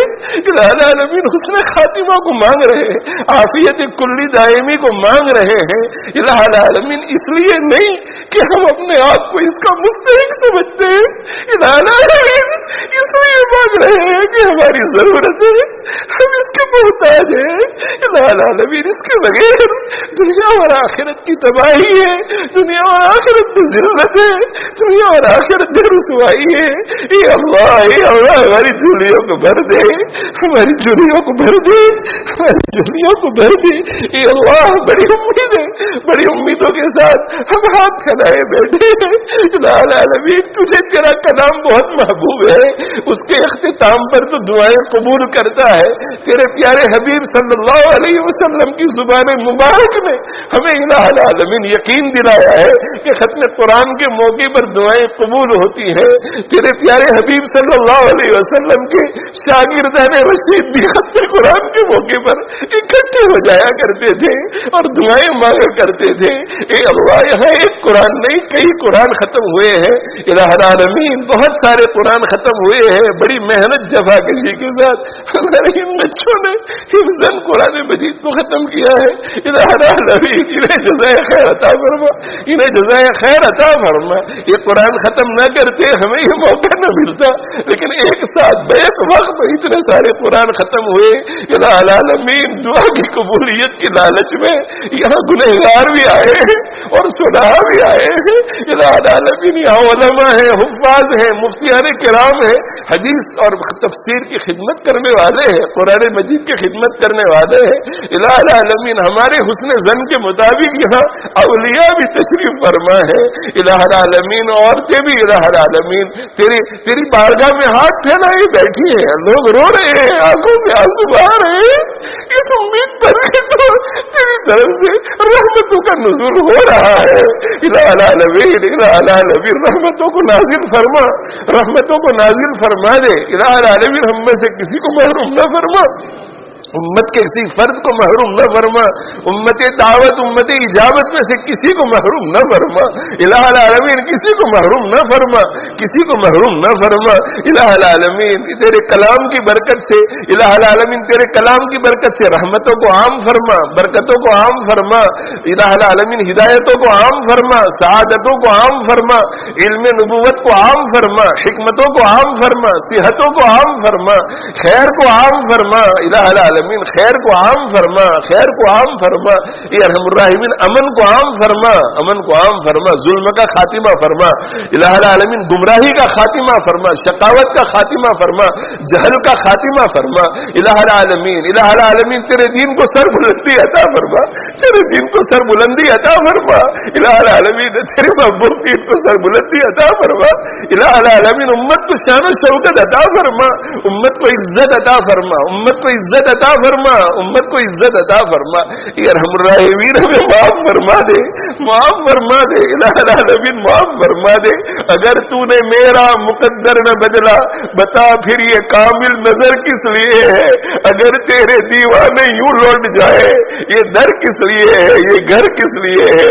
اے اللہ ہم جیسے بھی ہیں، ہم جیسے بھی ہیں تجھے چاہتے ہیں الہ العالمین، تجھے مانتے ہیں الہ العالمین، الہ العالمین تیرے اوپر ہمیں بھروسہ ہے، اعتماد ہے کہ تو ہمیں معاف کر دے گا، تو ہمارے بیڑے کو پار لگائے گا الہ العالمین، تو امت مسلمہ کی بدحالی کو خوشحالی سے بدل دے گا الہ العالمین۔ ہم تجھ سے امید رکھتے ہیں، آج نہیں تو کل، کل نہیں تو پرسوں، وہ دن آئے گا الہ العالمین جب امت کے احوال بدلیں گے، بدحالی سے امت نکلے گی، خوشحالی کی طرف آئے گی، ہمارے بچوں کا رونا سسکنا ختم ہوگا الہ العالمین، ہماری جوان بیٹیوں کی حفاظت ہوگی الہ العالمین، ہماری ماؤں کی مظلومیت ختم ہوگی الہ العالمین، ہمارے بڑھوں کی پریشانیاں ختم ہوگی، اہل حق کی پریشانیاں ختم ہوگی الہ العالمین۔ دیر ہے سویرے الہ العالمین، دیر ہوگی مگر الہ العالمین دیر سویر تیری طرف سے نصرت ضرور آئے گی، رحمت ضرور اترے گی الہ العالمین، الہ العالمین، الہ العالمین، مگر ہم کمزور ہیں الہ العالمین، عاجز ہیں الہ العالمین، بے صبری کی شکار ہو جاتے ہیں الہ العالمین، اس سے پہلے کہ ہم پھسل جائیں، بے صبری کی شکار ہو جائے الہ العالمین، دستگیری فرما، دستگیری فرما، دستگیری فرما، دستگیری فرما الہ العالمین، گناہوں کو معاف فرما دے الہ العالمین، پورے دین پر الہ العالمین جما دے الہ العالمین، قرآن کو پڑھنے والا بنا دے، تجوید کے ساتھ پڑھنے والا بنا دے، صحت کے ساتھ پڑھنے والا بنا دے، قرآن کو سمجھنے کا شوق نصیب فرما الہ العالمین، قرآن اور حدیث کے حلقے ہر مسجد میں قائم فرما الہ العالمین، الہ العالمین، صحیح العقیدہ، صحیح الفکر اہل اللہ کے ذریعے الہ العالمین، قرآن مجید اور احادیث شریفہ کے حلقے مساجد میں لگا دے الہ العالمین، لوگوں کو جوگ در جوگ اس کا شوق نصیب فرما اور اس سے استفادے کی توفیق عطا فرما الہ العالمین، قرآن کی تعلیمات کو عام فرما الہ العالمین، ہماری زندگیوں کو قرآن مجید کی تعلیم سے خوب آراستہ فرما، خوب آراستہ فرما، خوب آراستہ فرما، یہ ارحم الراحمین، قبولیت عطا فرما، قابلیت عطا فرما، صلاحیت عطا فرما، صالحیت عطا فرما، اولیاء کاملین میں شامل فرما الہ العالمین، علماء ربانیین میں شامل فرما، یہ ارحم الراحمین، آنے والوں میں سے مجلس میں جتنے لوگ جہاں جہاں بیٹھ کر شریک ہیں ان میں سے کسی کو بھی محروم نہ فرما، پوری امت میں سے کسی کو محروم نہ فرما، امت میں سے کسی کو محروم نہ فرما الہ العالمین، جو حرمین شریفین پہنچے ہوئے ہیں الہ العالمین انہیں محبت الہیہ اور محبت نبویہ سے سرشار فرما، جو جا رہے ہیں ان کے لیے سفر کو آسان اور مقبول فرما الہ العالمین، علماء کرام، مفتیان اعظام، حفاظ کرام الہ العالمین، اولیاء اعظام الہ العالمین، دین کے خدام الہ العالمین، الہ العالمین، ان سب کی عمروں میں، صلاحیتوں میں، صالحیتوں میں، فیوز میں، علوم میں، جد و جہد میں برکت عطا فرما، جو جہاں کہیں جد و جہد میں لگے ہوئے ہیں الہ العالمین انہیں مقبول بنا دے، قبول فرما دے، ان کے لیے ہر قسم کے ظاہری باطنی مادی روحانی وسائل مہیا فرما الہ العالمین، فرشتوں کے ذریعے ان کی نصرت فرما الہ العالمین، روح الامین کے ذریعے ان کی نصرت فرما الہ العالمین، قدم قدم پہ برکتیں نازل فرما، رحمتیں نازل فرما، نصرتیں نازل فرما، نصرتیں نازل فرما، نصرتیں نازل فرما، سب کو دل جمعی عطا فرما الہ العالمین، دل جمعی عطا فرما الہ العالمین، قوت قلبیہ نصیب فرما الہ العالمین، عالی ہمت نصیب فرما، اعلیٰ درجے کی ہمت عطا فرما، مایوسی سے حفاظت فرما الہ العالمین، مایوسی سے حفاظت فرما، یہ ارحم الراحمین، یہ ارحم الراحمین، جو مانگا وہ بھی عطا فرما، مانگنا چاہیے تھا نہیں مانگ سکے وہ بھی عطا فرما الہ العالمین، یہ تیرے بندے تیری بندیاں جو تیرے دربار میں ہاتھ پھیلائے بیٹھے ہیں ان کی اپنی اپنی بہت ساری دینی دنیاوی تمنائیں ہوں گی، اے ارحم الراحمین ان میں جو تیری رضا کے مطابق ہے الہ العالمین پوری فرما دے، اے اللہ پوری فرما دے، ان کی تمنائیں پوری فرما دے الہ العالمین، جو جس پریشانی میں مبتلا ہے اس کی پریشانی کو دور فرما، جو مصیبت زدہ ہے عافیت عطا فرما، جو الہ العالمین بیجا جیلوں میں بیٹھے ہوئے ہیں، مقدمات میں پھنسے ہوئے ہیں، باعزت رہائی نصیب فرما، باعزت رہائی نصیب فرما، مظلوموں کو ظلم و ستم سے نجات عطا فرما، مظلوموں کو ظلم و ستم سے نجات عطا فرما یہ ارحم الراحمین پورے عالم میں دین کی جتنی محنتیں جس لائن سے ہو رہی ہے سب کو قبول فرما. الہ العالمین جن بچوں نے آج قرآن مجید ختم کیا ہے جس طریقے سے جس زاویے سے جس لائن سے ختم کیا ہے الہ العالمین ان سب کو قبول فرما, ان سب کو قبول فرما. پورے عالم کے تمام حفاظ کو علماء کو قبول فرما. ہمارے مدرسے سے ہر فاضل کو اور ہر طالب کو اور مستقبل میں جو آئیں گے ان سب کو بے انتہا قبول فرما, بے انتہا قبول فرما, بے انتہا قبول فرما. ہمارے مدرسے ہمارے ادارے کو بے انتہا قبول فرما. اشاعت دین حفاظت دین کے لیے قبول فرما. ظاہری باطنی الہ العالمین ظاہری باطنی روحانی علوم کی حفاظت اور اشاعت کا مرکز بنا. یہ ارحم الراحمین اسلاف کے طریقے پر گامزن فرما. الہ العالمین کتاب اللہ اور سنت رسول کے ساتھ تیرے برگزیدہ بندوں اور ہمارے اسلاف اور اکابرین علماء دیوبند کی تعلیمات اور تشریحات کی روشنی میں تمسک نصیب فرما, تمسک نصیب فرما, تمسک نصیب فرما. الہ العالمین خود رائی سے حفاظت فرما. الہ العالمین خود پسندی سے حفاظت فرما. الہ العالمین اتباع ہوا سے حفاظت فرما, اتباع ہوا سے حفاظت فرما. اتباع خدا کی توفیق سے مالا مال فرما. اے ارحم الراحمین, اے ارحم الراحمین اہل ہوا سے اور اہل ہوا کے اتباع سے حفاظت فرما. الہ العالمین اہل خدا اور اہل خدا میں سے بنا لے اور اہل خدا کی اتباع کی توفیق عطا فرما. اے ارحم الراحمین ہمارے ان بچوں کو مستقبل کی قیادت کے لیے قبول فرما. انہیں علماء ربانیین میں شامل فرما, اولیاء مقربین میں شامل فرما. انہیں امت کی باغ دوڑ سنبھالنے والا بنا دے. اخلاص للہیت کا حامل بنا دے, اخلاص للہیت کا حامل بنا دے. اے اللہ جتنے علماء بیٹھے ہوئے ہیں الہ العالمین, جتنے حفاظ بیٹھے ہوئے ہیں, جتنے اہل علم بیٹھے ہوئے ہیں, جتنے دین کی خدمت کرنے والے بیٹھے ہوئے ہیں ان سب کو الہ العالمین باقی دوسرے دوستوں کو بھی اخلاص اور للہیت کے حامل بنا دے. الہ العالمین ان کی زبانوں میں تاثیر پیدا فرما, علوم میں برکت عطا فرما, حافظوں کو قوی بنا دے. اے ارحم الراحمین, اے ارحم الراحمین انہیں ہدایت کے عام ہونے کا, ہدایت کے تام ہونے کا ذریعہ بنا دے. اے ارحم الراحمین, اے ارحم الراحمین ہم میں سے ہر ایک کو ایسے اعمال کی توفیق عطا فرما کہ ہر پل تو ہم سے خوش ہوتا رہے. الہ العالمین ہر پل تو ہم سے خوش ہوتا رہے. اے اللہ ایسی ہر عمل سے ہماری حفاظت فرما جو تیری ناراضگی کو لانے والا ہے. ایسے ہر قول سے حفاظت فرما جو تیری ناراضگی کو لانے والا ہے. اے ارحم الراحمین بیماروں کو شفا عطا فرما, بیماروں کو شفا عطا فرما, بیماروں کو شفا عطا فرما. معذوروں کو الہ العالمین شفا عطا فرما, محتاجوں کو شفا عطا فرما. الہ العالمین, الہ العالمین, الہ العالمین بیماروں کو کامل شفا عطا فرما. اے ارحم الراحمین تو شافی مطلق ہے. الہ العالمین تیرا نام شافی ہے. الہ العالمین تو اپنے شافی نام کی برکت سے بڑی بڑی بیماریوں والوں کو بھی شفا دے سکتا ہے. الہ العالمین تو ہی تو ہے جنہوں نے حضرت ایوب علیہ السلام کو بڑے بڑے مزی امراض سے شفا دی تھی. الہ العالمین جتنے لوگ مزی امراض میں مبتلا ہے اپنے اس میں شافی کی برکت سے, اپنے اس میں قادر کی برکت سے, اپنے اس میں سلام کی برکت سے ان سب کو شفا عطا فرما, شفا عطا فرما, شفا عطا فرما. الہ العالمین سب کو صبر ہمت عطا فرما. الہ العالمین جو بیماریوں میں پریشانیوں میں مبتلا ہے, جیلوں میں بیٹھے ہوئے ہیں, مظلومیت کی زندگی گزار رہے ہیں, جو جس پریشانی میں ہے ان کی اس پریشانی کو دور فرما.